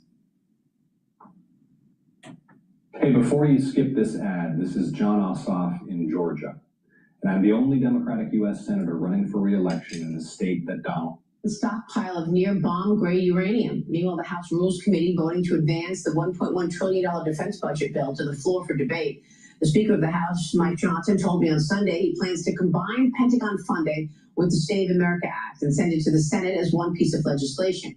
But Republicans are facing an uphill battle to regain control of the House floor after Florida Congresswoman Anna Paulina Luna led a blockade on the floor. She said Johnson's plan is not sufficient. She wants the Senate to pass Save America Act. Joining me now is Texas Congressman Pat Fallon. He sits on the House Armed Services Committee and is a U.S. Air Force veteran. Congressman, as I always, thank you for your great service to this great nation. I'll do it again. We appreciate your work. What can you tell us about the briefing? Well, we all want to see the Save America Act passed. The NDAA is a separate function of that. And Iran's in a perilous position, and the United States is, believe it or not, in a strong position. And I know if you read a lot of the mainstream media, they don't want to acknowledge that, but that is the case. And we also know that the regime isn't to be trusted. So any agreement needs to be a trust but verified. And I think Secretary Rubio, more than anyone, is aware of that. Well, I mean, the defense package is clearly needed. I mean, we have depleted our weapons. What are your thoughts in terms of the defense package? Are you supportive of what the Pentagon is asking? 100%. I mean, this is the largest single piece of legislation as far as monetary value that's been passed in history, or will be. It was passed up committee, but we're going to vote on today. $1.15 trillion. We need to expand our deterrence. We need to increase our military defense. This does have a pay increase for our soldiers and sailors and airmen, and that's something that I think is vital as well. But it's it's an increasingly dangerous world, Maria, and it's shrinking every day as well. We have to counter the threats that North Korea, China, Russia, Iran, and others present. Oh, I understand that fully, but we're also trying to ensure that we have safe elections. I mean, the Supreme Court made a ruling 5-4 that states can accept mail-in ballots up to 5 days after the federal election day is over. President Trump posted on Truth Social soon after the result, the fact that people's votes are allowed to be counted long after an election is over, writes the president. It is more important than ever to pass the Save America Act. President Trump has made this his top agenda item, and yet the Senate continues to blow it off. The bill has been held up in the Senate for months now. Speaker Mike Johnson joined me on Sunday, and here's what he said about the delay in the Senate. Watch. The Senate is gone until July 13th. They left without even a budget released. It's hard to think anything really gets done beyond that $87.6 billion supplemental for defense, especially since the parliamentarian already said, look, you've got to prove that you're actually looking at spending cuts if you're going to put the Save America Act in there. That's right, and we've been looking at that very carefully, and we'll send them over a provision that fits and passes the Berg test, as they call it over there with the parliamentarian. And look, I met with Leader Thune. He's a good man. He's got a big challenge on his hands, of course, and I've encouraged him to do everything possible within his power to move it. I believe he will, Maria. He understands how important that is as well. Election integrity is critical. It's central. You know, we talk about preserving the republic. You got to have free and fair elections in order to do that, and we can't allow big blue states and crooked, Democrat governors to try to steal elections away from us. And Congressman, your reaction?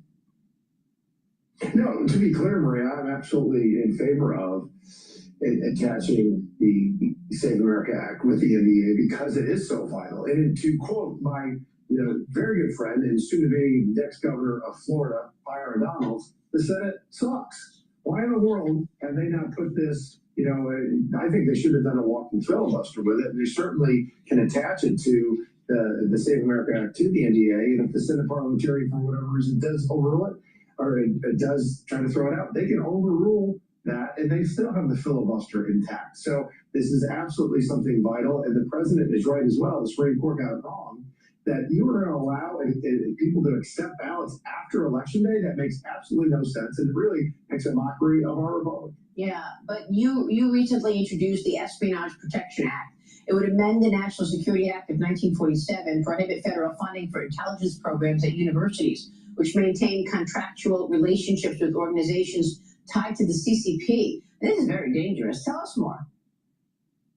Mm-hmm. No, it's absolutely dangerous. I mean, you had the head of the chemistry department in Harvard, Charles Lieber, investigated and charged, and lo and behold, we find that the United States gave him $15 million for research, and he had a Chinese bank account. There's too many instances, there's scores of them across the country where Chinese students are coming over and stealing secrets, or they're co-opting American citizens. So if you're linked with the Confucius Institute, the Thousand Talents Program, or certain Chinese universities that are dominated by the CCP, you're no longer going to be eligible for funding from the 1,000 Talent Program. That's passe. It's the 10,000 Talent Program now. It's 10 times bigger. Community in this country. Mm-hmm. Yeah, but I mean, how is it possible that if you are talking about the CCP undermining America over and over again from all ends, that we would be funding that to begin with? People have been asleep at the switch. I mean, 20 years ago, well, I say 20 years ago, but there were many people that believed that if we can integrate economically with China, then the world will be safer and there'll be a good player, and there'll be a good actor on the world stage. That has proven to be completely false. And then you have people like Joe Biden, as recently as a few years ago, saying that a strong and vibrant economic China is in the United States' best interest. No, it's not, because they are showing clearly that their intent is, global hegemony, and we have got to counter that. And this is one good first step to do that. Yeah. So let me get your take on what happens next, Congressman, in terms of policy, because you only have a couple of days here in terms of legislative days left before certainly the August recess, but certainly the midterm elections as well. Realistically speaking, what do you think gets done? Realistically, I do think, Maria, that I can only speak for the House, and I pray that the Senate will follow suit, but I think we can pass our 10 appropriations bills, and I think we will pass the NDAA. Certainly the Save America Act will pass out of the House again, and then it's up to the Senate to get it done on their end. So I am cautiously optimistic. I'm the perpetual optimist. I mean, if I fell off, so good so far. So we'll see how it goes. All right, Congressman, we'll be watching. Thanks so much. Happy 4th of July. It's so stupid because you will die when you hit the ground. Please go to my store, the-studio-reykjavik.com, and get the Gladiator Barley. This will help to build muscle, bring down inflammation, soak up free radicals, detoxify your body. And building muscle is super important for your musculature, building up your better posture, helping with the flow of your lymphatic system, helping with venous return flow when you build stronger calves. Improve your back posture, really important. Build up those back muscles. And by building up more musculature, you're going to be helping with brain function because you're increasing your myokines and increasing the concentration of BDNF, which are neuroprotective. So please go to my store, get the Gladiator Barley. You can stack this with C60 and the Boomer Boost. Omega-3, super important for cardiovascular health. This will help to bring down inflammation, help to control your lipid profile, and reduce the over-stickiness of red blood cells. You should be taking it every day. Vitamin B complex, super important to take every day if you're 40 years of age or older. Why? Because this will help to rev up your cellular metabolism, improve your energy levels by increasing the health of your mitochondria and helping with the electron transport chain to produce more ATP. And vitamin B12 helps to protect nerves. Vitamin C and magnesium helps with brain function, helps with the immune system, and helps with your skin. This will cross-link with the collagen. Drink filtered water, take the vitamin C, take the collagen. It will help with the dermal layer of your skin.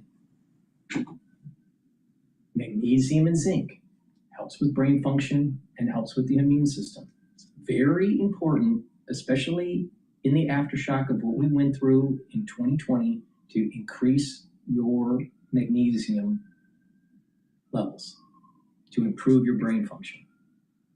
Pay attention to me. I know what I'm talking about, right? Just people are not taking enough magnesium. So I recommend taking the magnesium and zinc and stacking it with the vitamin C and magnesium. And again, all of these supplements that I just mentioned can stack with the C60. You want to target inflammation, soak up those free radicals. You want to slow down the aging process by boosting up your immune system. See, a lot of people, they just don't pay attention. It's about controlling the free radicals and the inflammation. Boosting up the health of the mitochondria. So please go to my store, the-studio-reykjavik.com. Use discount 5, you get $5 off. But if you do this regularly, you will get healthy. All right. Early on in the session, I was talking about the S&P 500. And I put a position in pre-market, and I closed it out for the S&P 500 and made money. See, if you just listen to me, you will make money. So it behooves you to pay attention. And maybe if you listen to me on the supplement side, you will actually be healthier when you get older, so you don't have to be so dependent on pharmacopoeia. Okay, next. Iran creating leverage by saying they alone will determine the strait. You know what? I'm not very happy with what's happening with the Strait of Hormuz and this whole MOU.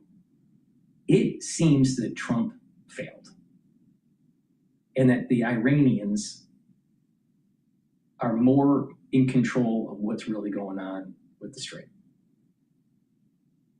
That's my take on it. I think Trump failed on dealing. Now, some people think, oh, we should never have gone into the war and all that. No, we should have gone into the war, but we should have killed the IRGC.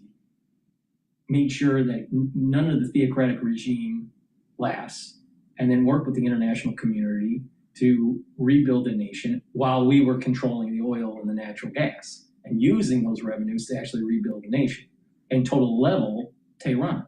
And not to do it with smart bombs, actually use it with cheap gravity bombs and just level Tehran. That's what I would have done. And also, you could have totally leveled the strait. Totally. Those islands up in the northern part of the strait, you could have leveled with gravity bombs. You could have leveled that whole arc of the shoreline and have the Marines and have the airborne control the region with air support. No. Have to have the really expensive smart bombs, call it epic fury, and not get anything done. It was epic failure, not epic fury. Stupid. I think that there was a battle in the Civil War that had the same kind of similar topology, but everything was smaller. It was across a river. I'd have to look it up, but it was either Chattanooga or I want to say maybe Vicksburg. I have to look it up. I don't remember, but there was lessons learned during the Civil War, what needed to happen. And guess what? Our military decided not to do it. Okay. So they didn't learn from the Civil War, and we didn't have any generals that were willing to be a little bit more like Grant. They were too worried about what the international community thought. We should have had the stance, unconditional surrender, or the enemy will be completely gone. Those are your only two paths. Which one do you want? But you have this whole, the Iranians, they're mobsters. They don't understand anything but destruction and power projection. Kill them. Nope, afraid to do it. Trump, afraid to do it. You have all of these people in America that are pacifists, America First pacifists. I'm an America First expansionist.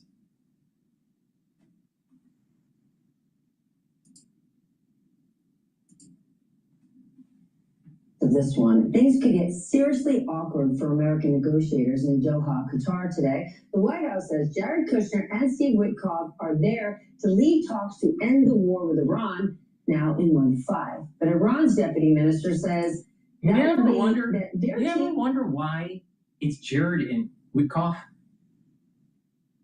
Why? Now, I think it's not because of their intellect or their prowess in geopolitics. Trump doesn't trust the State Department. Trump doesn't trust the CIA. Trump doesn't trust the Pentagon. He only trusts his little circle of people. And he put them in place because he only trusts them. But I think that Jared is incompetent. Will be there on site, but there will not be direct talks with the United States. The Iranians say their goal is to talk with the mediating countries about making sure the U.S. sticks to its commitments in the Memorandum of Understanding. The U.S. and Iran signed that thing 2 weeks ago, and of course, there's been a whole lot of activity between now and then. Then and now, excuse me. Joining me now, Lieutenant General Mark Hartman, a retired commander of the U.S. Army Europe, and MS now military analyst. Sam and Damien are still with us. General, we obviously turn to you first. What do you see going on with these mixed messages?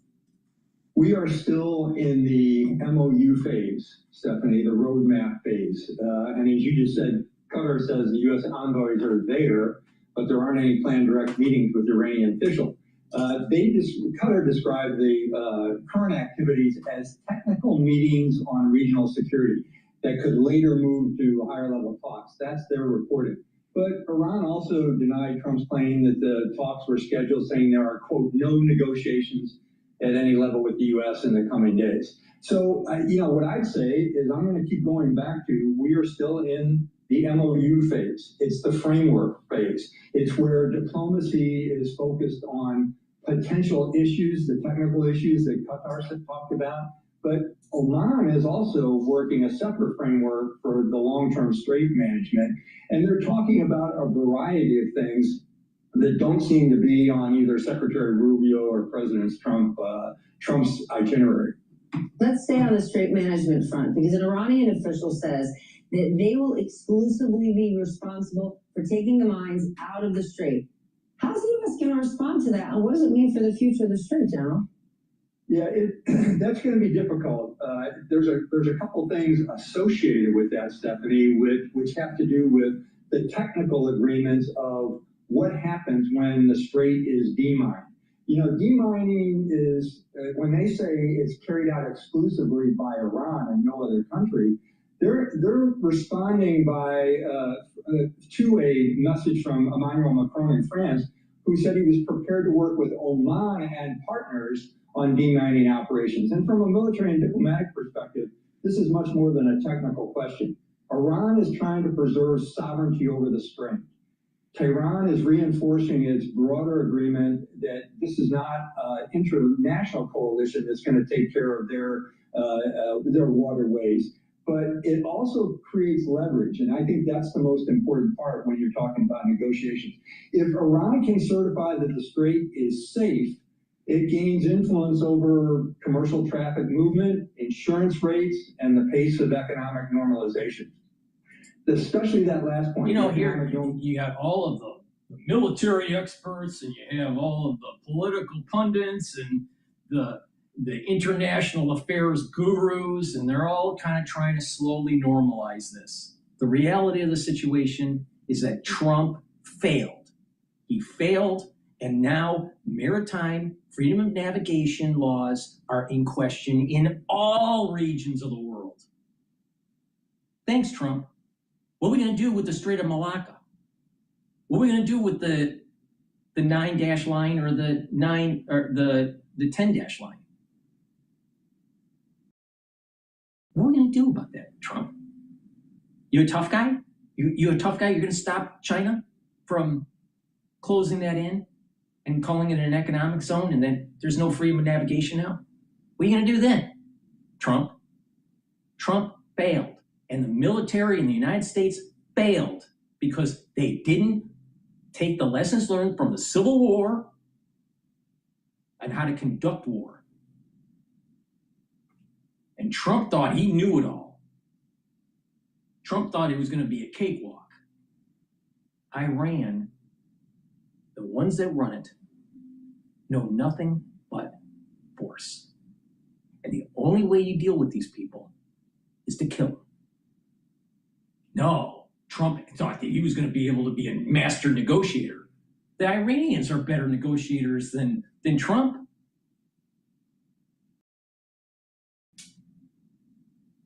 We literally are now unraveling, 200 years?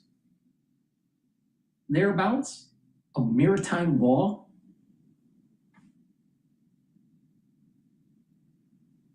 Crazy. That's what just happened. That's exactly what happened. And I attended an event yesterday where it was an Iranian hostage, American, that was, I'd have to look up his name. I'll look it up and then let you know. He was the one that was interviewed on CNN while he was in captivity for 8 years with Christian Amanpour. It was during the Obama administration when he was captured. He was in business. He was doing business in I think UAE, and somehow he was detained. Now I'm not sure where he was detained in. Maybe it was when he was actually in Iran visiting, and then he was detained. I think that's what happened. This was before the actual nuclear deal. Then the nuclear deal is taking shape under Kerry, Secretary Kerry, John Kerry. And this individual, I don't remember his name, I have to look it up. This hostage was promised that he was going to be let go 3 weeks after the signing of the deal. Guess what? The Obama administration let him rot in a jail for years. Then Trump comes in and they try to get him out. They couldn't, because he was one of those very well-heeled, important hostages. He was leverage for the Iranians for negotiations with the State Department of the United States, and they kept him. And they let other hostages of lesser value through back into the country and back into the United States. So Trump tried to get him out. And then eventually, I believe what happened was that he had his actual interview with Christian Amanpour during the Biden administration. And then eventually he was let out. But what he said last night, because I saw him last night, What he said to the audience was this: it's not about a theocratic regime. This was the shocker to me. It's not about the theocratic regime. There's infighting because it's these little circles of influence that are of a mob mentality. So it's like a mob structure. And if one of the leaders in a group are weakened, the other groups start to take hold for power. So it's an infighting of a group of mobsters. Well, how are you going to handle that? Now, we have seen something similar in inner cities in the United States during the 80s and the 90s. You have to clean it up, and you have to go in with force and destroy it all. Destroy their infrastructure, get them on tax fraud, or, there's shootouts and all this stuff. To destroy the Iranian regime, they have to be killed. You cannot negotiate. They have to be killed. And this is where Trump lost. He thinks he can make a deal. You can't make a deal. They have to die. I'll look up what his name was, but I'm telling you, Iran, our military fucked up, and our president, our State Department failed.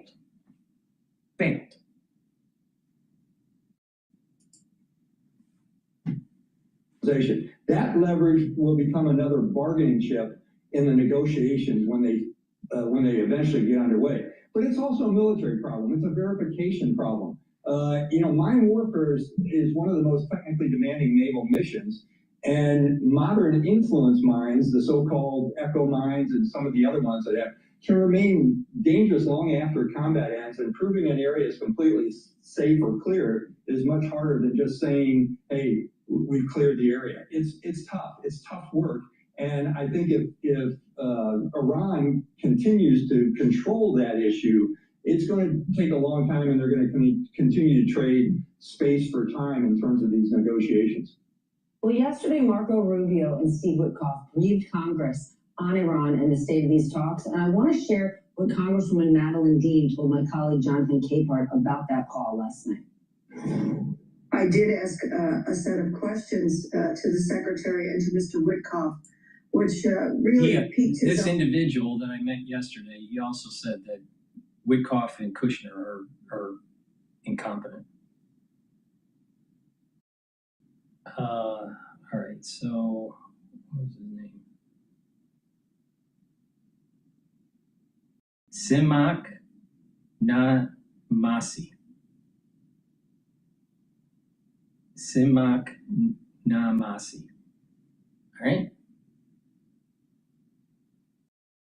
And he gave a really important insight on what's behind the scenes. And he stated, with the MOU, everyone's read it, it's 14 points and all this stuff.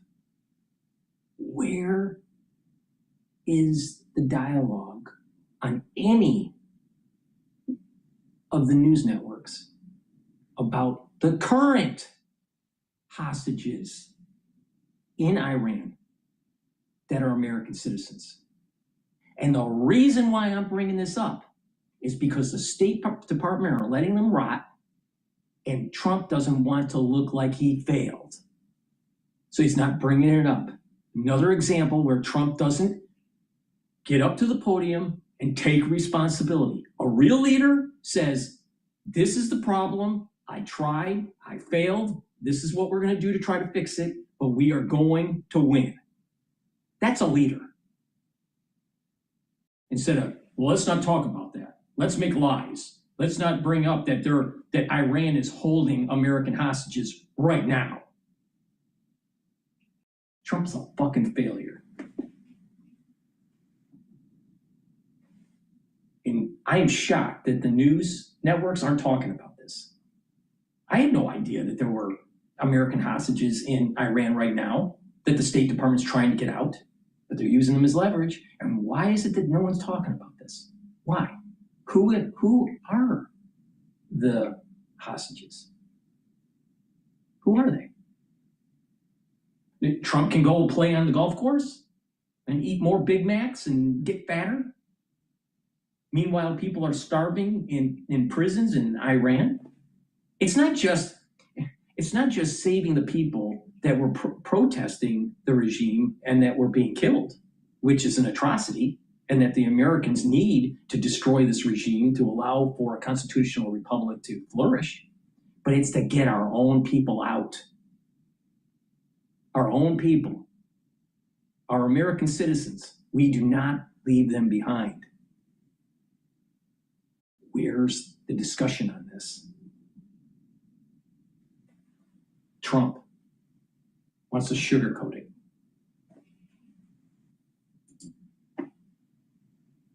Here, he cut my mic off and said that he called my question smart-assed and stupid, cut my mic off and said, there's your answer.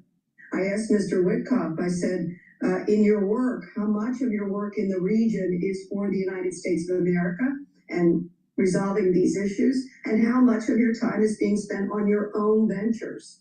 That, I think, really tipped them off, and that's when I got cut off. Smart ass, stupid. This sounds like it might be a sore spot for Steve Witkoff. What do you think, Damien? I think the White House, President Trump and Steve Witkoff and others are extremely sensitive. And to what the general was saying, I think they're shocked at how little leverage they have right now. This is the first time really in 6 years of Trump's presidency where he doesn't have leverage over an adversary in a really tense negotiation. And so we saw the president a few weeks ago kind of lash out at critics from the left and the right saying, you're making my job harder by all this. He used the word chirping. And I think they're shocked that it continues to be so problematic for them to get leverage against the Iranians, and all these questions from Congress, really from both sides. That was a Democratic congresswoman. We're hearing a lot of questions from Republicans too. These questions are just piling up. And so the more questions that the Iranians see the White House is facing, it kind of strengthens the hand of the Iranians, and these negotiations get even harder and harder. So the president has said this whole thing's over, the strait is open. It's obviously not. The Iranians still, with their kind of fractured government, have a lot more leverage than many people thought they would. And the more Congress is involved, and they're going to get more and more involved, and after November, potentially extremely involved, it's going to make the White House's opportunities much smaller. All right, new topic before I let you gentlemen leave. The president was asked yesterday if he is going to sign that bipartisan affordable housing bill that Speaker Johnson sent to the White House, and I want to share for you what he said. I don't know. I think it's so unimportant by compared to the state of America. It hasn't been sent to me yet. It's coming, I understand, and then I'll make it. Here's what I would like to say. Much more than a bill, that big deal. It's a yawn. It's a yawn.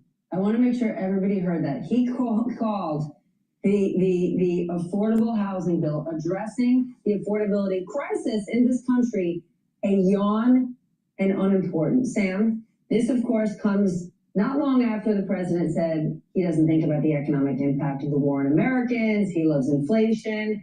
His party cannot love. I voted for Trump 3 times. I'm glad he's president relative to Harris. But the problem here is that Trump's not paying attention to people's needs. The people need the government to dampen inflation. That there is an affordability crisis in the United States. There needs to be regulation on AI. And you know what? We don't leave our citizens in captivity overseas. Now, there are a lot of people out there that remember what happened with the POWs during Vietnam. It was a shame to not fully make sure that all of our soldiers were brought home. But because of expedience, there were individuals left behind in Vietnam. Now, that's not the case in Iran. In my understanding, it's not military personnel, but what we have are business individuals, diplomats of a lower tier level that are captured, that are held hostage. Where is it? Where's the discussion on this? I want someone to actually ask the president during these gaggles, how many American citizens are in captivity in Iran right now? And I bet it's more than 10. And the next question would be, what the fuck are you doing to get them back? We need leaders. So America passive, America first pacifist means leaving our citizens in captivity in Iran? Is that what it means?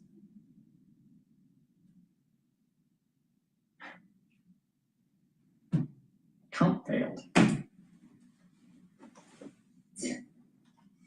It's mind-boggling. I mean, look, the legislation is not as ambitious as a lot of advocates wish it would be, but it's not a yawn. It's a bipartisan, heavily bipartisan bill to increase the availability of housing on the market. And everyone knows that housing costs are one of the key drivers for the affordability crisis. And for the president to dismiss this opportunity to take a laugh by calling it a yawn is such a political stepping on the rake. But this is sort of typical for Trump, obviously. His attention is on a few key issues for him. Obviously, Save America Act is one of them. Trump is not paying attention to the needs of the people. That's one. Two, the mainstream media, especially the liberal bias one like MS Now, which is playing, they're also have their own agenda. Want to demonize Trump, that Trump can't do anything right. But the thing is Trump has failed this big time. And you have the Republican Party that's not willing to actually get some balls and say, you know what, we need to bolster up our election process. We got to make sure that American citizens are voting that should be voting, not some foreign national that's voting illegally. So why can't the Republican Party do their job? Republicans were given the opportunity in 2024 when they won the general election, they won the House, they won the Senate, they won the executive branch to get things done. And it seems as though the Republican Party isn't willing to do that. So why did we give them majority power? See, the problem is the Republican Party, they're given chances to fix things and they never fix it. Because they're disorganized. Where there's infighting, it's easier to fracture them through the lobbying groups. Then you have the Democrats who are more organized, but their policies suck.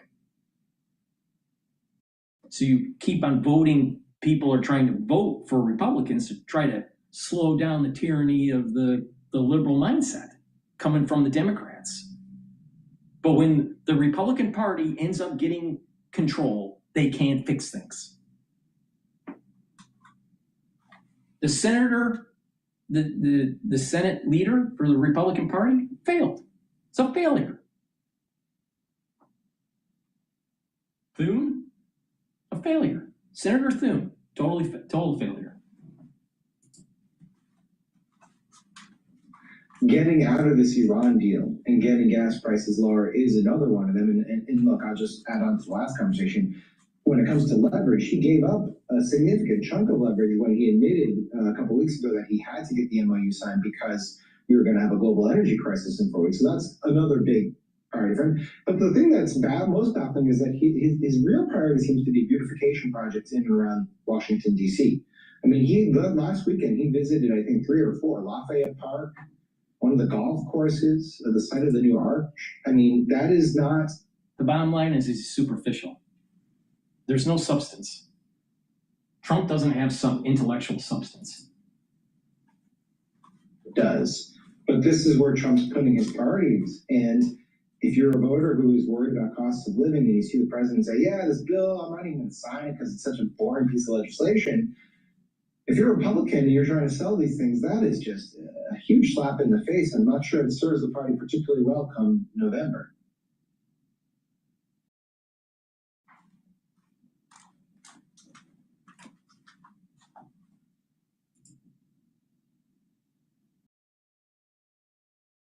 It's crazy. It's absolutely crazy with what's going on with Trump.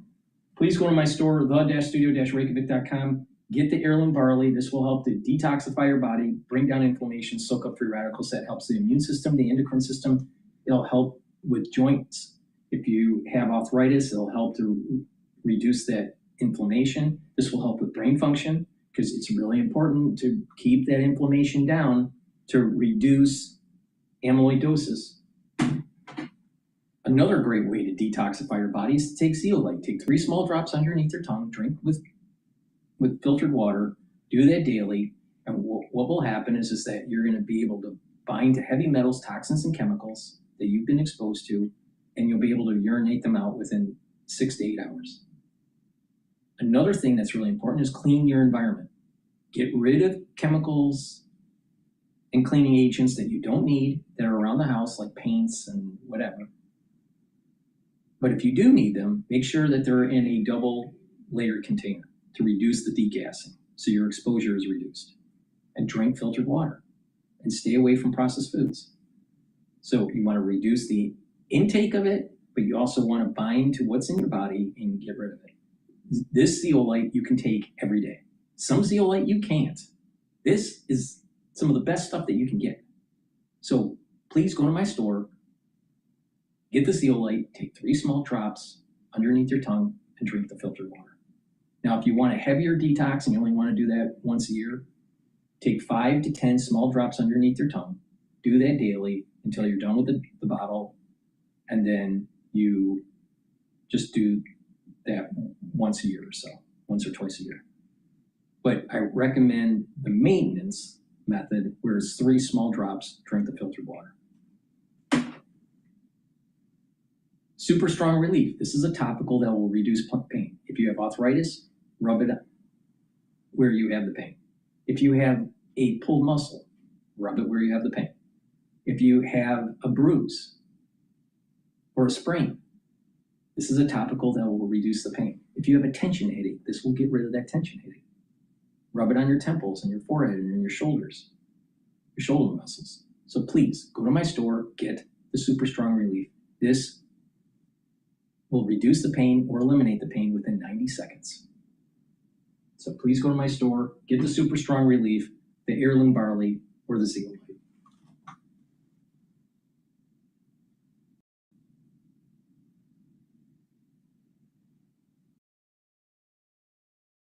All right, let's go to CNN talking about the SCOTUS rulings and how it affects the Trump administration. This idea of continuous reinvention, I think, is really important. It doesn't end. It does not end. Welcome to The breaking news right now. Interesting. Okay, there's breaking news. The Supreme Court struck down the birthright citizenship case. So let's listen to Al Jazeera. Moved to do that, but the Supreme Court under the U.S. Constitution is the final say when it comes to the law of the land. So the law of the land now says that any child born in America, regardless of their parents' immigration status, whether they're here on a student visa, any kind of work visa, if they are born in the U.S., they are American citizens with all the rights that entails. And talk to us about the significance of this decision. The problem is that you're going to have a lot of people doing vacation visas into the United States and then kicking out a kid, and now they have an American citizen. So China is going to take advantage of this loophole. Stupid. In the U.S. Supreme Court, which had long been seen as supporting the Trump administration, we seem to have seen a succession of decisions which have gone against the administration. Can you put this into context for us? This is a very, very conservative court, 6-3, and three of the justices on the court were appointed by the president himself, and they have sought throughout their terms to, while he's been in office, to really make presidential power far greater. We have seen 3 cases that come to mind that the court really rebuked the president. The most important, of course, would be the tariffs, his unilateral tariffs that had an impact across the globe. The Supreme Court said he couldn't use the emergency powers to enact those tariffs, although he has other methods to do it. They're just shorter term, temporary, and it limits the amount of percentage of the tariffs he can do.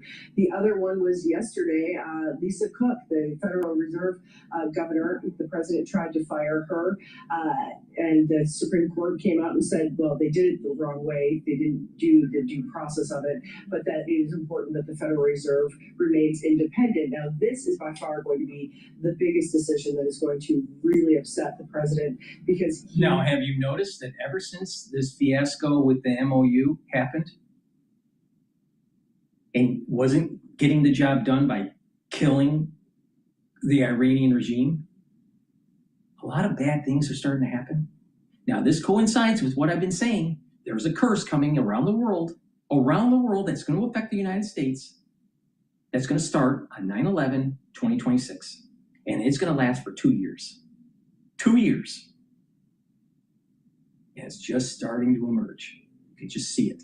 It's just starting to emerge. Now listen to my episode with John Hogue. We go into detail about this. Some of the metaphysics that are related to it, some of the spirituality that's related to this. But the bottom line is this. There's a curse coming. And there are going to be more things that happen in the news that is going to erode the power of the presidency and embarrass him. And I would not be surprised that we have a Watergate event against Trump. That probability is starting to increase. And Niall Ferguson thinks the same thing. And since he's writing the book on Kissinger, 2-volume series, he's working on the 2nd volume, and he spent a lot of time studying Nixon, he's saying something big's coming.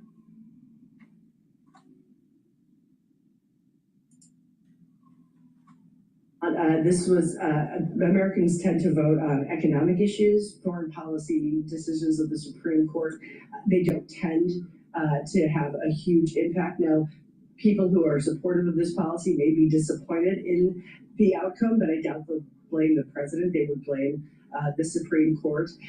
Excuse me. And one of the issues here is because it's a constitutional amendment, so it can be changed. It would just need either Congress to vote to put it to the states to reform that amendment, or to have a constitutional convention. The Constitution is a living, breathing document. It can be changed. The court's just saying the president can't unilaterally change this when it comes to birthright citizenship.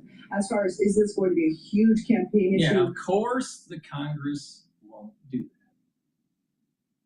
They're not going to make a law that states that, you know what, birthright citizenship should only happen with certain status criteria of the parents. Not vacationers coming to New York and kicking out a kid.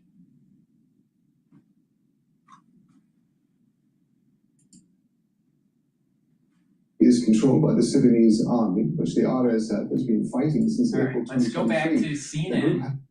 We're going to go back to CNN, and they're going to be talking about some of the other losses that Trump had at SCOTUS. Please go to my store, the-studio-reykjavik.com, and get the vitamin D3. Vitamin D3 is a gene expression cofactor. You need it so your cells perform properly. Vitamin D3 also helps to get rid of cells that are infected. That's really important. It helps to get cells to go into apoptosis. Vitamin D3 helps with bone density and cardiovascular health. So please go to my store and get the vitamin D3.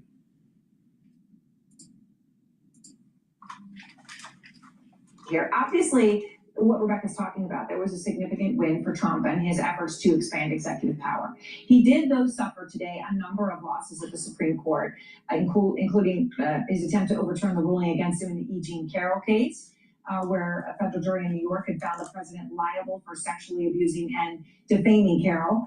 And Trump responded today on social media saying, "I will continue the fight against this weaponization and lawfare case against me, including the ridiculous claim of defamation, with all my power and strength. This case is really against the United States of America and all it stands for, and should never be allowed to happen to another president. Can he do anything more about this? Nothing. He's gonna write a $5.8 million check, have to supplement the 5.5 that's already being held by the court, and Eugene Carroll will cash that check sometime in sometime in the near future. With regard to the her claims, keep in mind that this is one of 27 women over the course of the last 3 decades who's come forward with accusations against. See what I mean?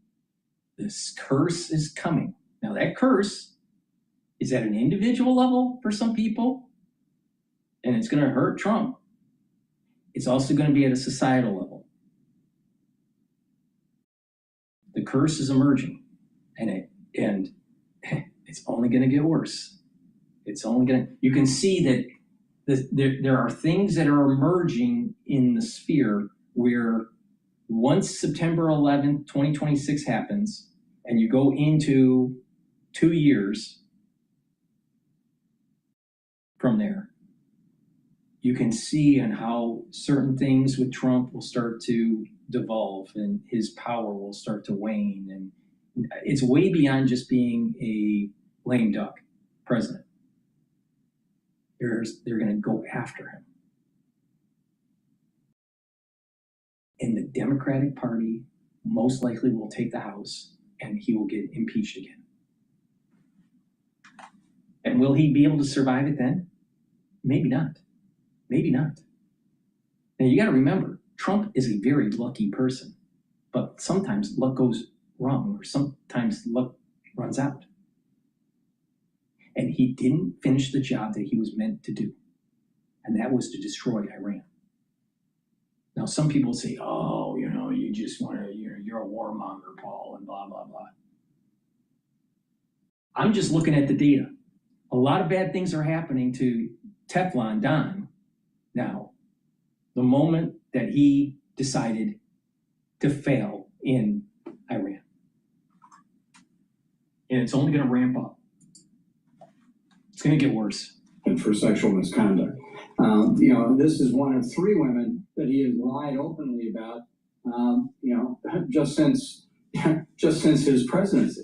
Karen McDougal and Stormy Daniels, who were at the heart of his 34 criminal felony convictions. He denied having relationships with them. He denied having anything to do with her, said she wasn't his type, said other things about her that were defamatory. The jury didn't have any difficulty with that. And he lost $5 million in the first trial under Joe Tacopina, who I think did an excellent job, compared to Alina Habba, who ended up losing $83 million. So what about the mail-in ballot case? I mean, that was significant, and you heard Kristen Holmes reporting, right, that he is really upset about that. Then there's the Lisa Cook case, which he also took a hit in from the Fed. She also is Fed governor. So do you read anything into these losses by Trump at the Supreme Court, where obviously, let's just state the obvious here, Ty, this is a Supreme Court where he thinks he stacked it with people who are going to rule in his favor, and FTC ruling aside, which was obviously very significant, they did rule in his favor. These other very, very monumental cases, they did not.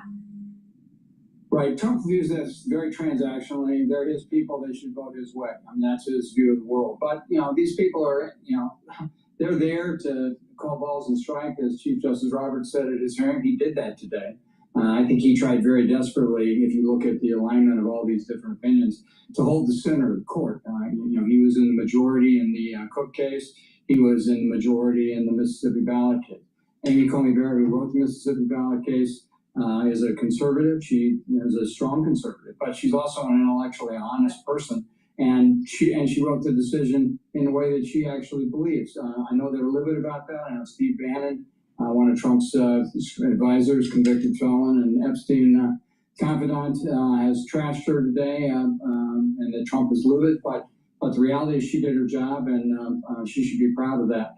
So I think these are very, very significant decisions. I think the Cook case is very much different than Ms. Slaughter's case. I commend Ms. Slaughter for her service to the country, but I think on constitutional grounds that the cases are very distinct, and the enabling legislation for the Fed has the for-cause provision that Justice Roberts relied upon. So we're hours away possibly from birthright citizenship. What do you expect there? I expect that, given the rulings today, particularly the ruling on the Mississippi voting case, I would expect that Trump will be rebuked again on birthright citizenship by the court. It could be unanimous. It should be unanimous. It's really an obvious decision, but given the tone of some of the conservative opinions, particularly Justice Alito, he and Thomas may rule against him. I do think that the government will likely win the two transgender sports cases where different states have tried to eliminate trans athletes from women's sports. So I think there'll be a little bit of some for Trump, some for the people tomorrow. But on birthright citizenship, which I think is at the fundamental core of what it is to be an American, I think that the country will be proud tomorrow of the Supreme Court. My first guest is one of the Federal Reserve Governor Lisa Cook's attorneys, Norm Eisen, joins me now. Norm, I'm so glad that you're here. I know that you have been just remember, very busy. Just remember, this whole fiasco was because of mortgage fraud. And the system is allowing for a minority to do mortgage fraud.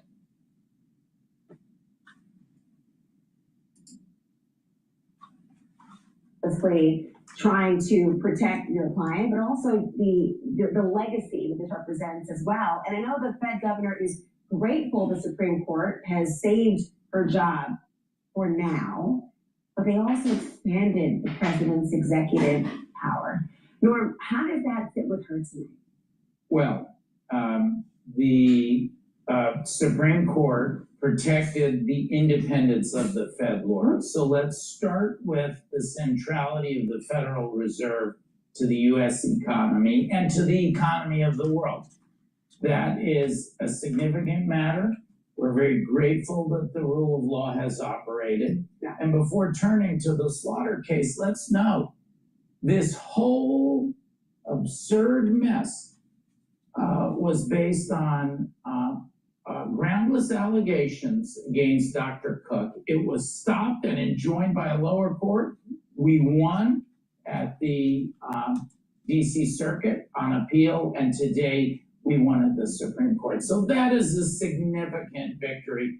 But there are some limitations. When you get to that, limitations, of course, one of the things Chief Justice Roberts points out is that the ultimate question of whether the president can remove her for cause will depend in part on the underlying facts. In this opinion, we have not addressed those facts. So explain why this is far from over. Yes, but if you look at that page of the decision, it is the most important page, yes. 13 and 14 of the decision.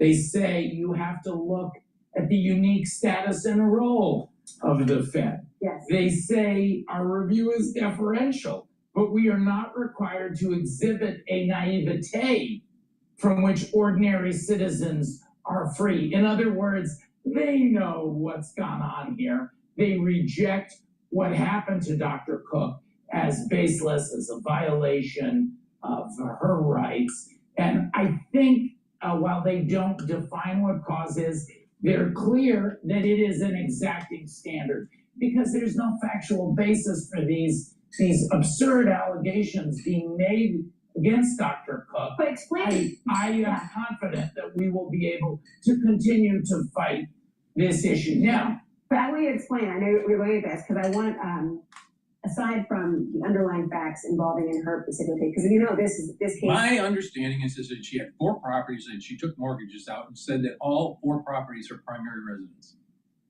That's mortgage fraud. Bigger, of course, than Dr. Cook, and obviously it's personal to her, but it's very personal to those who believe in the Constitution and, of course, the independent agencies. Explain why the court would say the Federal Reserve has a different place in our society in terms of the independence of the agency compared to the Slaughter case where they said the for cause is not applied there. And the court looked to the Introducing the world's most researched brain photobiomodulation device, the V-Lite Neuro. The V-Lite Neuro is a next-generation brain stimulation device that's safe, comfortable, and effective. It is shown to re-energize the brain by improving blood flow, neural connectivity, and brain performance in independent clinical research. This is accomplished through our V-LED. The court looked to the historical status. The majority are originalists. They, as long as you don't have orthostatic hypotension, all you got to do is just put your brain, all you have to do is put your head upside down, get some blood flow there for about 30 seconds, and you'll be fine. You don't need some fancy device with LED lighting to improve brain function. Now, if you have orthostatic hypotension, then you got a problem. You can't do that. But some people are so dumb. This is the reason why you do some balancing exercises and move around. You get better blood flow. Everyone is looking for something simple. That ad, they were talking about brain stimulation. What were they doing? They were sitting on the couch. Do you need brain stimulation if you're moving around? Probably not. Some of the healthiest people I've ever met in terms of physique and cognitive function are farmers.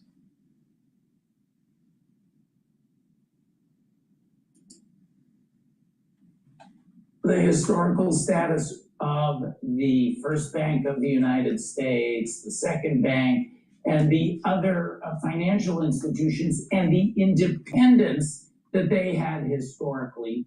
I do not agree with the distinction that they made. I think the independent agencies, which have been recognized for almost a century since Humphrey's executor as an essential part of American governance, they should have been accorded the same treatment of for-cause removal.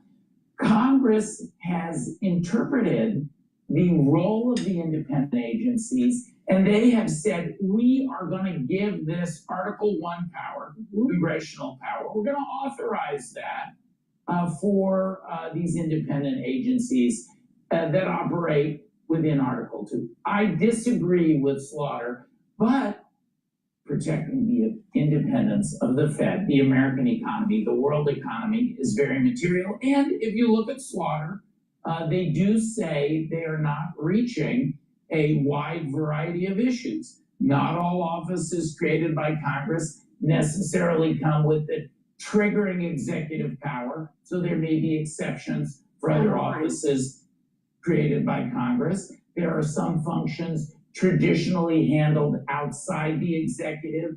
This rule may not apply there, and on and on. So don't give up hope. We have over 300 cases and matters at Democracy Defenders Fund in action. We're going to keep on fighting. Well, FD and I, Bill Pulte, believes you might have to keep fighting when it comes to your client because he believes that she will be indicted for mortgage fraud. You are adamant about the bogus nature of the underlying claims that triggered this lawsuit and ultimately ended in front of the Supreme Court. But do you see this indictment coming down the road, or is Pulte just trying to litigate the case in the court of public opinion? There is no basis for an indictment. We've seen this administration wrongfully investigate and attempt to indict people. The courts have been very tough on that. Look at Attorney General Tish James. The court threw the case out, and then you were a prosecutor, Laura. Grand juries refused to consider the case. That's so rare. Jim Comey, many others, the Broadview Six in Chicago, the sandwich thrower. So many of these cases have been rejected by the courts. If they try this misbegotten approach to Dr. Cook, we're going to vigorously fight it. I don't think the courts will entertain it. How wrong when the government says this kind of thing about people. When you lose a case at the Supreme Court, you immediately move to target someone. That's not America. Norma Eisen, thank you. Thanks, Laura. The question is, did she do mortgage fraud? Please go to my store, the-studio-reykjavik.com, and get the digestive enzyme complex. This will help to reduce the load on your pancreas. Super important. You don't want to turn into a Steve Jobs. Now, by taking the digestive enzyme complex, you'll be able to break up your carbohydrates, proteins, and lipids and allow you to absorb those nutrients with less stress on your digestive system. Digestive enzyme complex also has the proteolytic enzymes that break up glycoproteins, and digestive enzyme complex has the enzymes called bromelain to help to break up clots. Super important.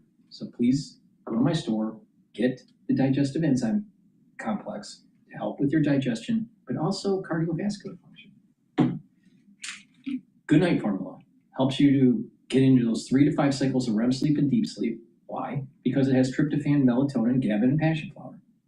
And when you are in those cycles of REM sleep regularly, you're detoxifying your central nervous system, you're consolidating memory, and you'll be well rested. When you do that regularly, you are reducing the chances of having dementia.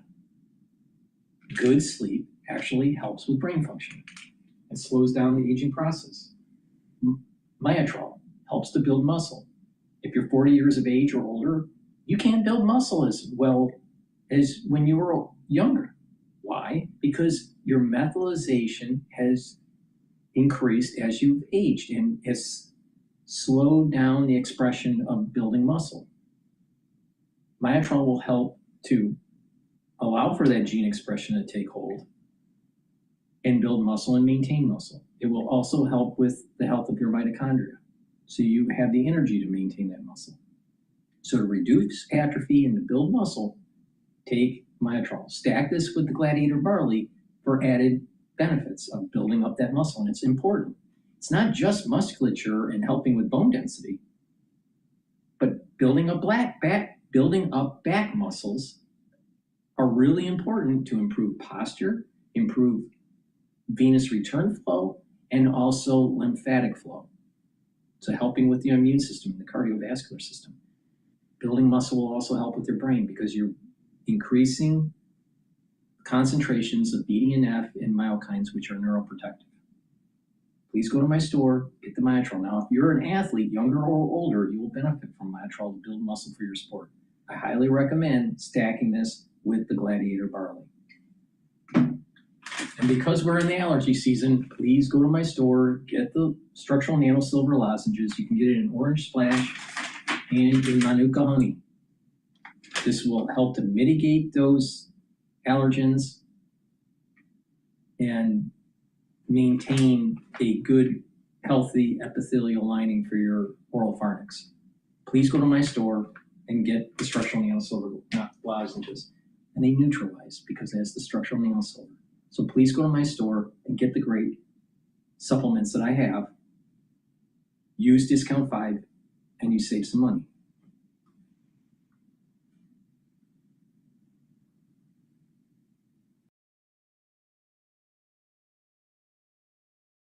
Alrighty.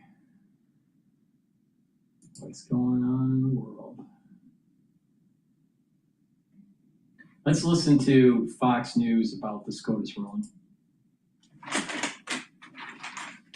2 guys couldn't find clothes that fit, so they built a multi-million-dollar brand for shorter men. Stephen and Eric were both under 5'8". So now the U.S. Supreme Court has ruled in favor of Idaho and West Virginia laws, these are state laws now, that ban transgender athletes from participating on female sports teams. So the challenges against those laws have now prevailed. Don't know what the breakdown was. Some thought it might be 9-0. Others were suggesting 7-2. We'll await that and bring in our legal panel, Jonathan Turley, Brett Tolman, former federal prosecutor, and Carrie Severino, former law clerk for Justice Thomas and president of JCN. Okay, Professor Turley, the Supreme Court rules in favor of those laws. Break it down. This is what we anticipated after the oral argument. The justices appeared to view this as a matter left to the states. This is welcome news for many in the country. This is an issue that polls almost at 70% in favor of keeping sports to biological genders. So this is likely to really spur on other states to follow suit in terms of their own laws. It also reflects the fact that the court previously, in fact last year, said that transgender status is not a protected class in the sense of race or religion. So that is a consistent position. Particularly justices like Justice Barrett have been extremely outspoken on that point, saying that this is not going to happen, to treat transgender status as that same type of protected class. And during the argument, the litigators actually sort of tried to avoid that because they knew where the majority of the court was. And Shannon Breen, you've got a little bit of more information for us as this has just come down from the court. Interesting opinion in that there were all kinds of splits, concurrences and dissents, but nearly every justice is signed on to concurring at least in part. We'll have to read the different concurrences and dissents here, but all of them support this decision at least in part. From the majority opinion, it says sports are highly competitive and generally zero-sum.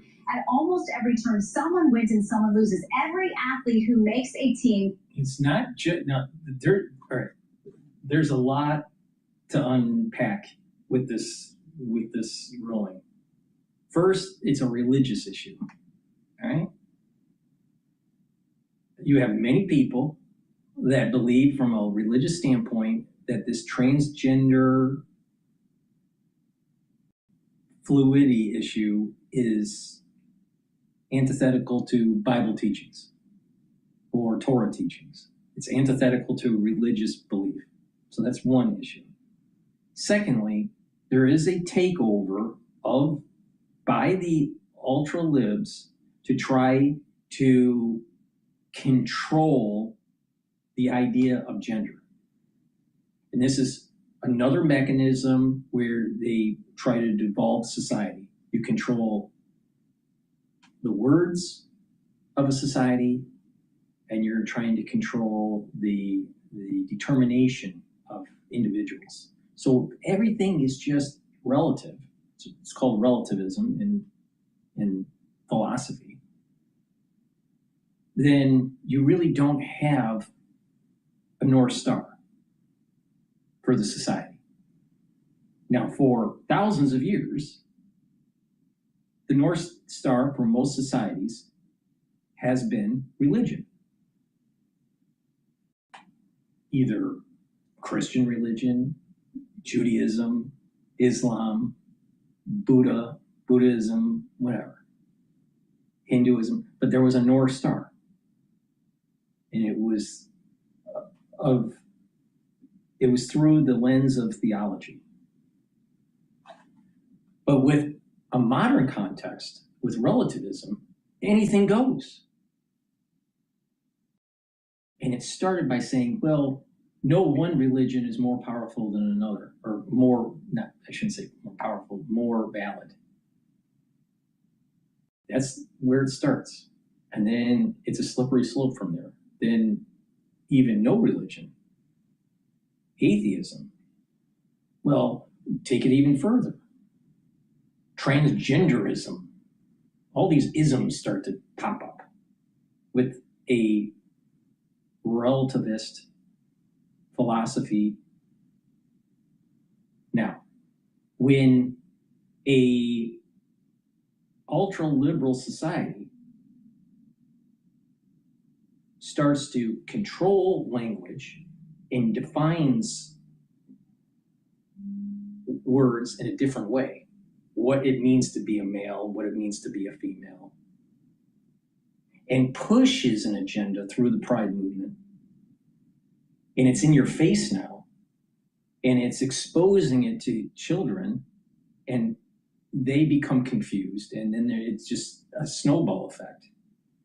This is dangerous for the society. So there's this religious component, there's also a philosophical component between the Enlightenment and relativism. But there's also another component, and that is the Ivy League. Getting your kid, I'll call it the Ivy League, or the Ivy League Plus, getting your kid into these good schools. And to get in, you have to have the grades, you have to have the extracurriculars, and in many cases, you have to have talent in music and or in sports.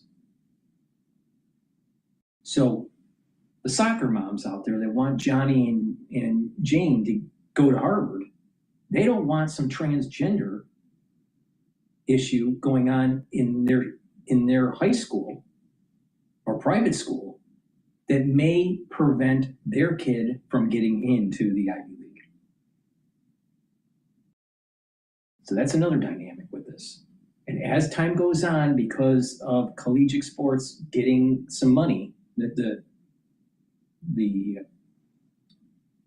the athletes getting money to perform, right, through ads, they get commercial revenue, and I forgot the name of it, LIB or whatever it's called, LIN, whatever it is.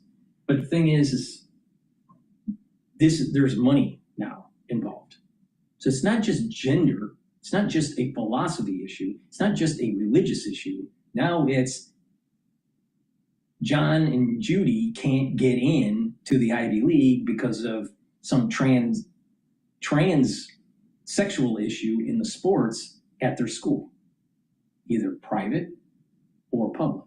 Now, I would say that most of this problem is in the public school system. So there's this tension that's going on with soccer moms. And they will feel that it was unfair for some trans student to do better in a certain sport. For example, a male trans playing in a female sport where, because of testosterone levels, because of musculature, that trans student does better than any of the females. And it prevents those females to doing well. And it prevents them from maybe going to a good school because they didn't perform as well on track or for lacrosse or whatever it is, for swimming. Doesn't matter. So there's this tension between the ones that are pushing this agenda through relativism and the ones that are anchoring themselves to some sort of North Star.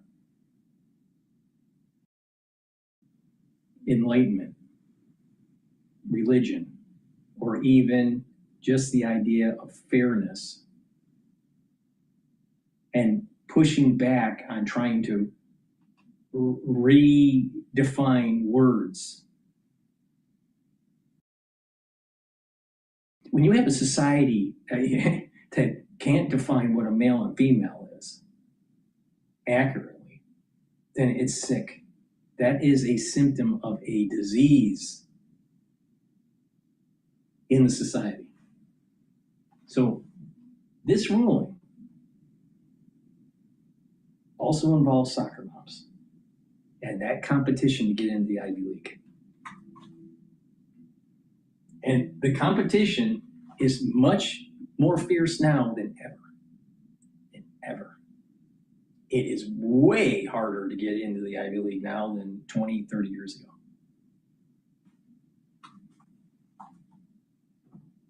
And all of these middle-class Americans or upper middle-class Americans that have now accumulated some wealth, they're spending much more on their kid to try to get them in the Ivy League or Ivy League Plus. And they don't want to be knocked out because of some sort of trans kid.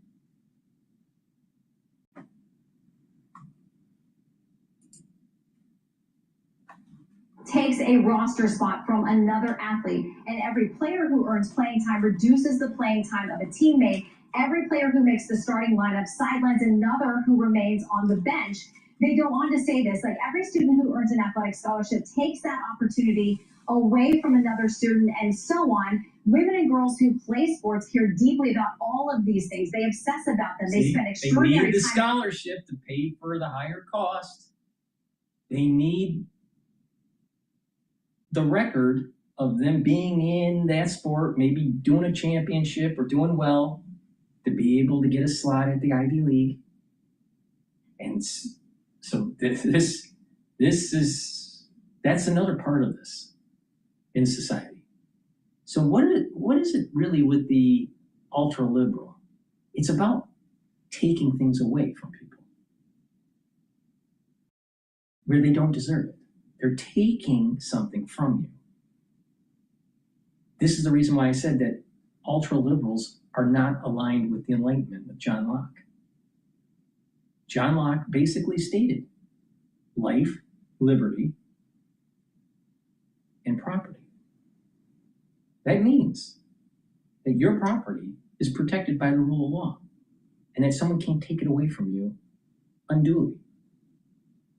But yet the ultra liberal wants to do that through higher taxation, through eminent domain, through degrading the society and charging, causing a situation where landlords have to dump their property, or ideas from the Democrats where they want to tax unrealized gains, which is totally stupid. They want to take from you. And here's a case using transgender students in sports where you're taking away the ability of a female, biological female, karyotype female, and preventing them from getting their scholarship or preventing them from performing in that sport, potentially getting them into a better school. They're taking, these liberals are taking from people. That everything about the liberal, the ultra liberal, is about aligning to the relativism, aligning to socialism, aligning to communism, and it's about taking, not building, not adding, subtracting, taking. That's the deep philosophical issue here. Effort in the heat and in the cold, to work out early in the morning and late at night to get a little faster, a little stronger, jump a little higher, shoot a little better, and it goes on from there. But essentially says they have to savor these athletic accomplishments and cherish them. And what these states have done here, they say they should be allowed to have these life-changing opportunities on an equal playing field without fear of physical injury from biological males or being forced to compete against biological males. They say consistent with Title IX, which we know was created to protect women's sports opportunities, and the Equal Protection Clause, we hold that the states may maintain women's and girls' sports for biological females. So big wins as we expected here for West Virginia and Idaho, and a recognition. I think they need to define what biological female means, all right, which is really important. Karyotype. What your genetics say. Are you XX, XY? Now it gets complicated if you're like XXO or XXX or XXY. But those are very rare cases. Very rare. All right? Karyotype. Do you have two, if you have two XX chromosomes, you're categorized karyotypically as a female. All right? That's the key part to it. Now, anyone that knows about biology and about the development of a fetus will understand the wisdom in what I just said. Please go to my store, the-studio-reykjavik.com, and get the collagen. Collagen will help with your skin, hair, nails, also help with your musculature, your bone density, and joint health.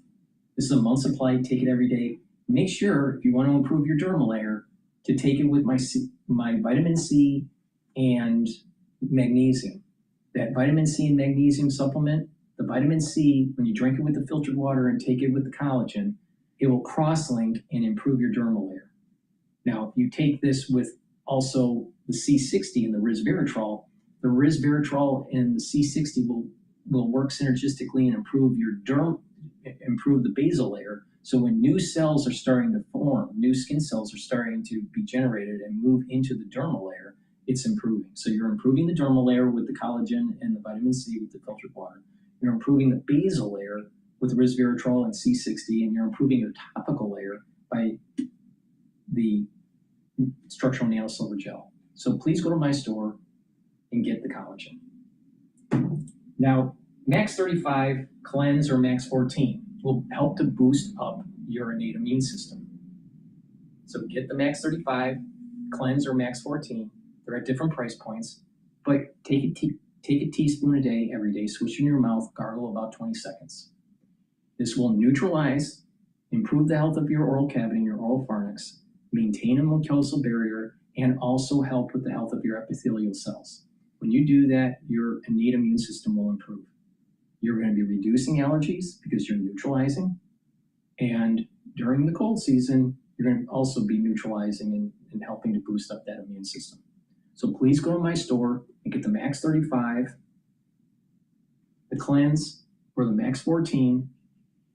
Use it daily. This protocol I've been doing for every day for more than 6 years. So please go to my store, the-studio-reykjavik.com. And that there are differences in sports, and when you give a slot to someone else, it costs someone else. And in this case, they say women and girls should be protected from that. If these states choose to do that, they have a right to do so. Shannon, can I ask a question? I'm sorry if it's going to be a dumb question, but you know, sometimes it's my specialty. So does that mean, I know what that means for Idaho and West Virginia, but let's take another state that wants to go in a different direction. Is it saying that the states get to decide?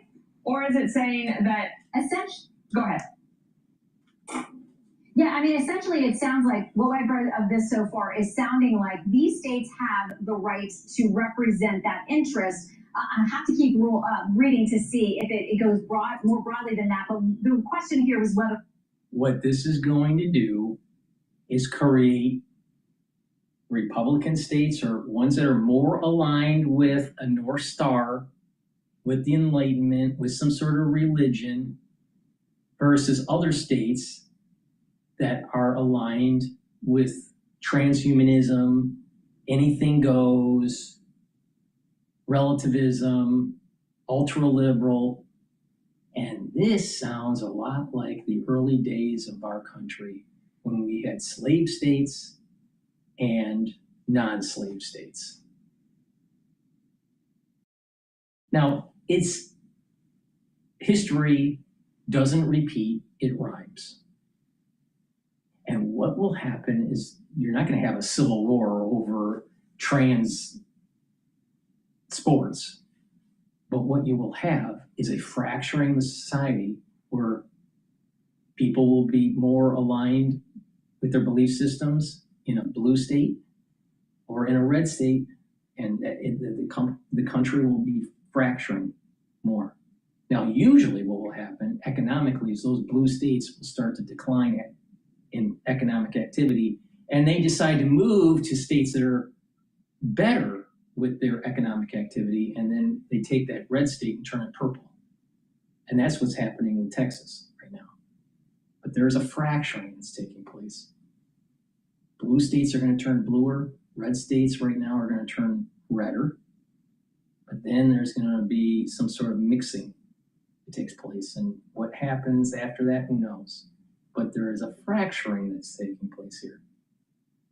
This is the reason why I keep on saying, if you're a conservative or even centrist, you need to push back on these social policies.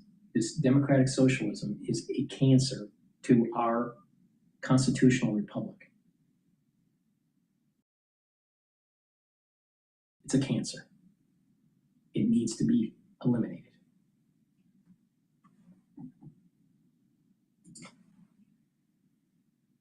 Virginia and Idaho could do this, not whether you could stop other states from deciding differently. So we'll continue to parse this, but it seems for many states, and there are at least 24 or so, who've done something similar to West Virginia and Idaho, that they have good legal standing to maintain those laws where they've passed them similar to these. So, Shannon, in a moment here, we're going to bring up a young lady by the name of Peyton McNabb. She's from North Carolina. She was a high school athlete. You might remember her story from about a year and a half ago. She was severely injured in the head by a biological male on the women's volleyball court. There's video of it too, and there she was at the State of the Union address. Idaho adopted this law 6 years ago. West Virginia followed a year later. Carrie Severino, your reaction on this ruling now? This is the #1 Senate race in the country, and I need your help because the Republican Party has already spent $10 million, and our FEC deadline is just a few days away when we publicly report our fundraising. This is Senator John Ossoff in Georgia, and now is when I need your help. If you're upset about what's happening to our country, please chip in what you can. This is an absolute win for women's sports. I've got a daughter who plays sports, and this is showing that the Supreme Court understands that, the Title IX Equal Protection Clause protect women as women. I think that it seems like there were some really great concurring opinions there. Justice Thomas. It's way beyond that. It's way beyond that. It's also, think about it. All these justices, they make money, they have kids, they want them to go to good schools. They realize that these trans students that are supplanting females in sports hurts females' cause in getting into a good school. And that's why they're pushing back. Now, I think it's the right policy. We need to have a North Star. We need to have an alignment with a philosophy that is about protecting our civil liberties, not taking away from us. The ultra-libs, they just want to take. They just want to take. They want to take away even your gender. That's how crazy they are. They want to redefine your gender. They want to redefine everything. So it's about time that the Supreme Court actually got their act together. But it's a bigger issue here. It's a bigger issue. It's about money. It's about philosophy. It's about the fracturing of the country with these blue states and red states.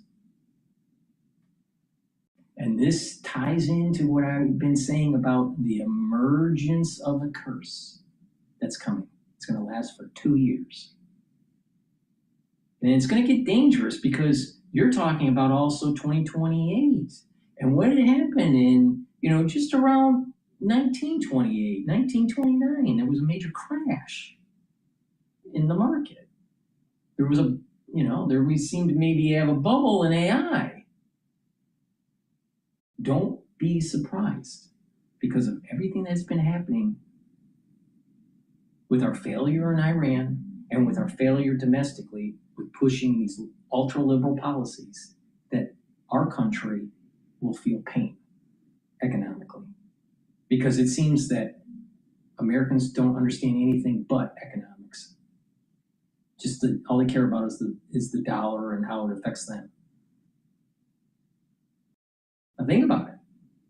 Why do many Americans not want to continue with the war and to go full bore with it against Iran?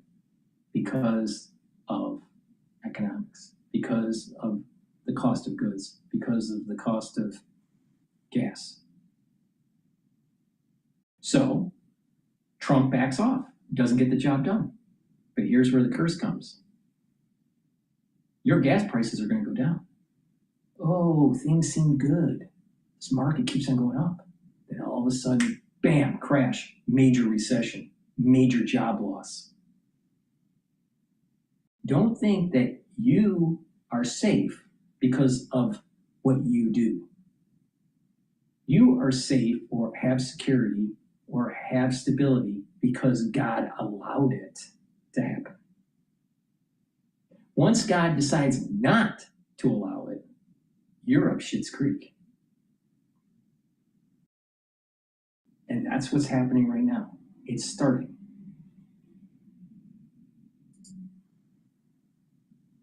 So transgender status is not a protected status. This is, and even it's significant. Even Justices Sotomayor, Kagan, and Jackson concurred in part on this.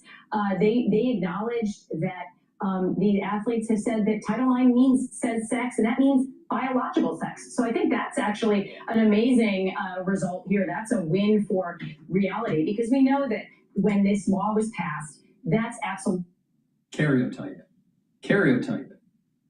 not phenotype, karyotype. It's very important, karyotype.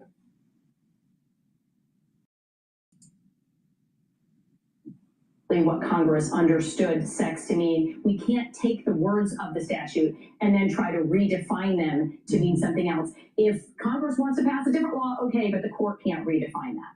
And Brett Tolman on Title IX, like if they had not ruled in this way, I mean, then what's the point of Title IX? Yeah, Dana, your question was actually a great question. And the reason is because people are asking, did the Supreme Court finally look at biology? Did it look at the science? And is it applying what I was really anticipating? And that was there going to be mention of equal protection? I think, we have to dive into the case, but this is a message. It's a strong message that Title IX is important. It protects women in sports. I have daughters, I have granddaughters that are starting to play sports. We want to see that they are able to compete fairly. The Supreme Court sent a strong message today, and I think all the states who might have other ideas of trying to go against a ruling like this, we'll see if the court, successfully is going to hold at bay additional efforts to encroach into women's sports by biological men. But I'm hopeful that the message is strong enough and the ruling is tight enough that we avoid it. All right, all three of you stand by. I want to introduce now Peyton McNabb, Independent Women's Forum Ambassador, former three-sport high school athlete from North Carolina, severely injured by a biological male on the women's volleyball court. Good morning to you, and congratulations. You won. Good morning. Thank you so much. How do you feel now? I'm just feeling so blessed. Of course, this is something that means a lot to me. It affected me personally, and there's a lot of eyes on this across the country. There's families, there's parents, and there's coaches and daughters who are watching this decision being made. And I'm just so thankful that they get to understand that they are protected, and it's okay for their state to protect them, because that's all it was. All that they were having to determine is if it was okay if states could protect their girls or if it was allowed. So I'm thankful that states are able to protect their girls. Of course, they shouldn't have been put in that. I'm glad that the Supreme Court did this. All right, and they created this firewall to prevent males from playing into female sports, but they need to put in a little bit of detail. This term biological has two interpretations. This is the reason why you have to be karyotype, not phenotype. Phenotype is the physical. Karyotype is actually what your genome is. Do you have XX or XY? Now, there are rare cases where there's XXO, XO, XXY, right? So for female sports, where a male can't play in them, and they use the term biological male, all right? It's important to understand there are rare cases where you have XY, you have a problem with your receptors when testosterone is being produced in the early fetus development phase. And because everybody is hardwired to female, no matter what your genome is, everybody's hardwired. The early stage of a fetus is hardwired to be female. Now, if your receptor for testosterone is not working properly, and you're XY for karyotype, you will develop as a female. So biological, it's important to state for these individuals that may actually look phenotypically as a female, but are karyotypic as a male, they should be not allowed to play in female sports. So it's important to make it very clear that it is the karyotype. If you have a Y chromosome, even if you have developmental issues as a fetus and you have a phenotypic representation that is female,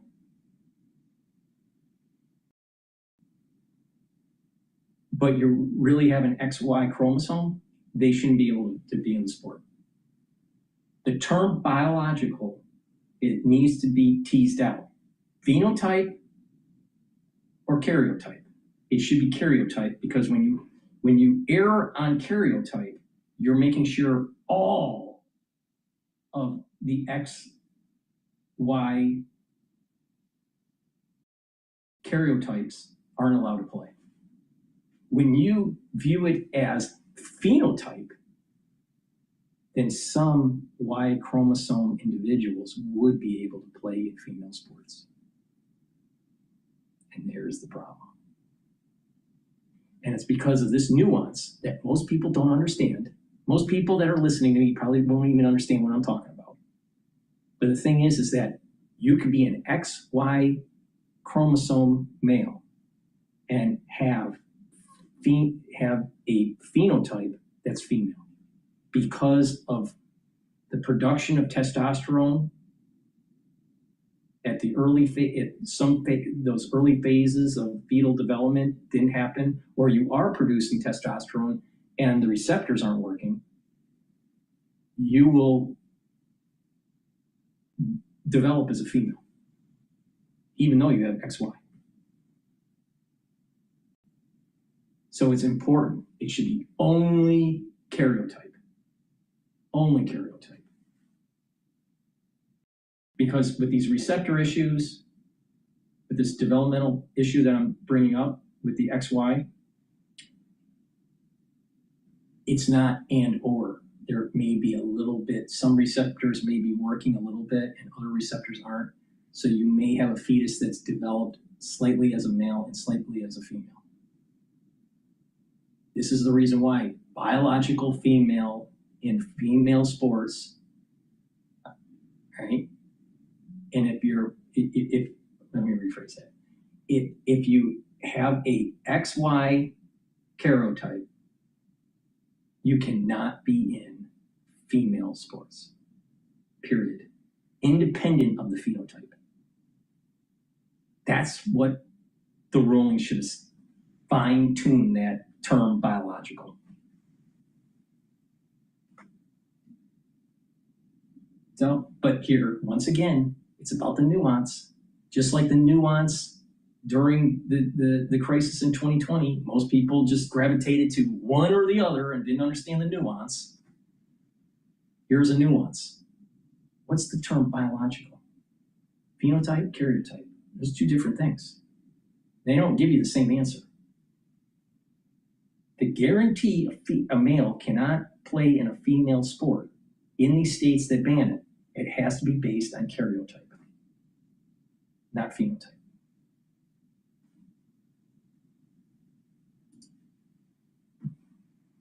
To begin with, but again, you know, this really does help the Supreme Court, because to me, if they wouldn't have ruled this way, they would have lost all credibility. So I'm very thankful it went this way, and I'm excited to see it keep pushing in the right direction. Peyton, I just want to mention, one, that it's great to see you again. And I remember years ago when you came on with your dad.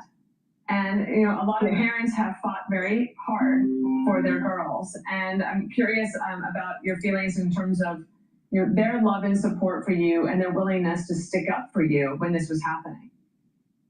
Yeah, this is really a full circle moment, because you guys were the first interview that I ever had. So this is really a full circle, but my dad has been with me through all of this. My whole family has, my community, my sister, like, this has been an insane thing that happened to us, and it's happened all around. This is surface stuff. Yeah, great. Another issue that enforces the wisdom of what I've been saying about it's about the karyotype, not the phenotype. Phenotype is what's presented. Now, there's biological phenotype during the development of the fetus and growing outside of the uterus, but you have a development process, natural, all right? Now, you also have, because of surgeries and plastic surgeries and gender changes, it doesn't change your genome, it changes your physique. It changes your phenotype, what you look, right? So there is artificial phenotype and there is biological phenotype. This is the reason why you want the term biological male can't be in female sports based on the karyotype. And there's so many people that pontificate about this subject matter and they have no idea what they're talking about. No idea of the nuance of this. So if a female looks female, if you do a physical exam and they look female, should they be in the female sport? The answer is no, because you do a karyotype, and if they have a Y chromosome, out.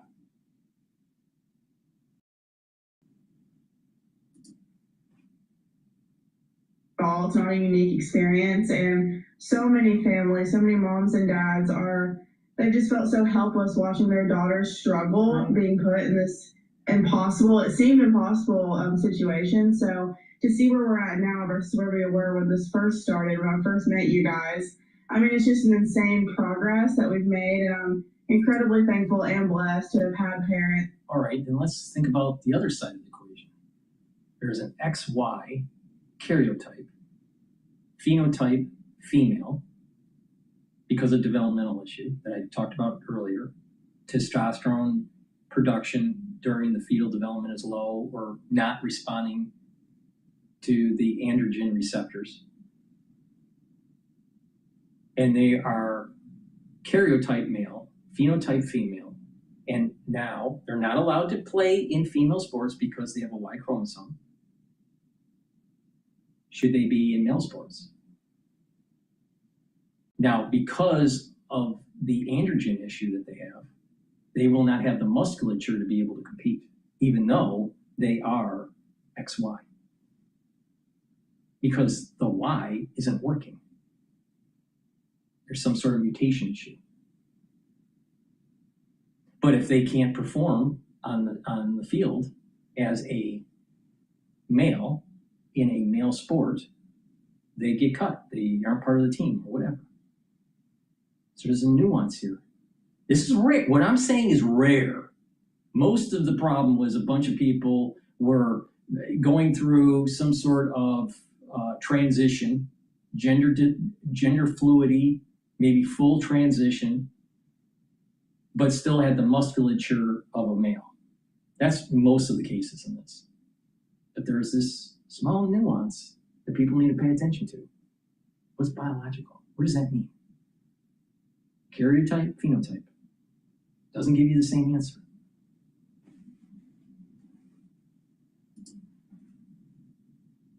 Who cared so much about me and pushed me to keep fighting until we got to some good news. It's been interesting to watch you grow up. Thank you for your time. Proud of you. Yeah. Be sure to like and subscribe for all the Fox News latest on YouTube and catch full shows streaming. But I do believe that SCOTUS was right. They needed to ban it, males in female sports. But I didn't read the actual ruling, but I have a feeling because of what everyone's talking about in the media, that SCOTUS did not tease out phenotype and karyotype. But the bigger problem here is that it's going to create a division within the country. The blue states are going to push for trans rights at the state level, and the red states are going to be blocking trans rights. Please go to my store, the-studio-reykjavik.com, and get the collagen. Collagen will help to remodel your joints if you have arthritis or a sports injury. This will help to rebuild that cartilage, rebuild the cushioning of the joint, block the pain by blocking the pain gatekeeper NAV 1.7. So please go to my store and take the collagen, take it every day, stack it with the collagen. Structural nanosilver. Structural nanosilver, super important to have it at home or at work.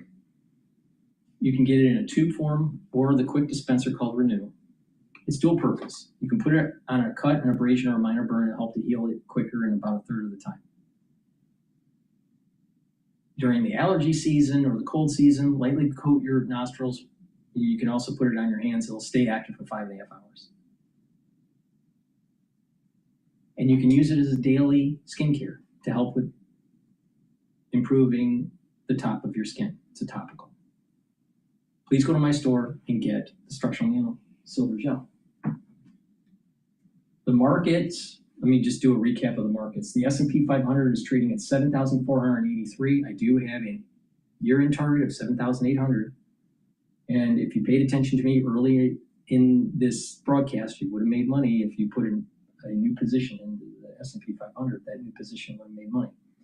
And oil is trading at 69.84. I think that there is going to be this retest of that support level of 68.70. If it breaks, then oil will continue to fall and probably natural gas will rise a little bit. Natural gas is in the 3.3 range. It's a little too expensive, so most likely it's going to go down. I've put some shorts in to capture that price move.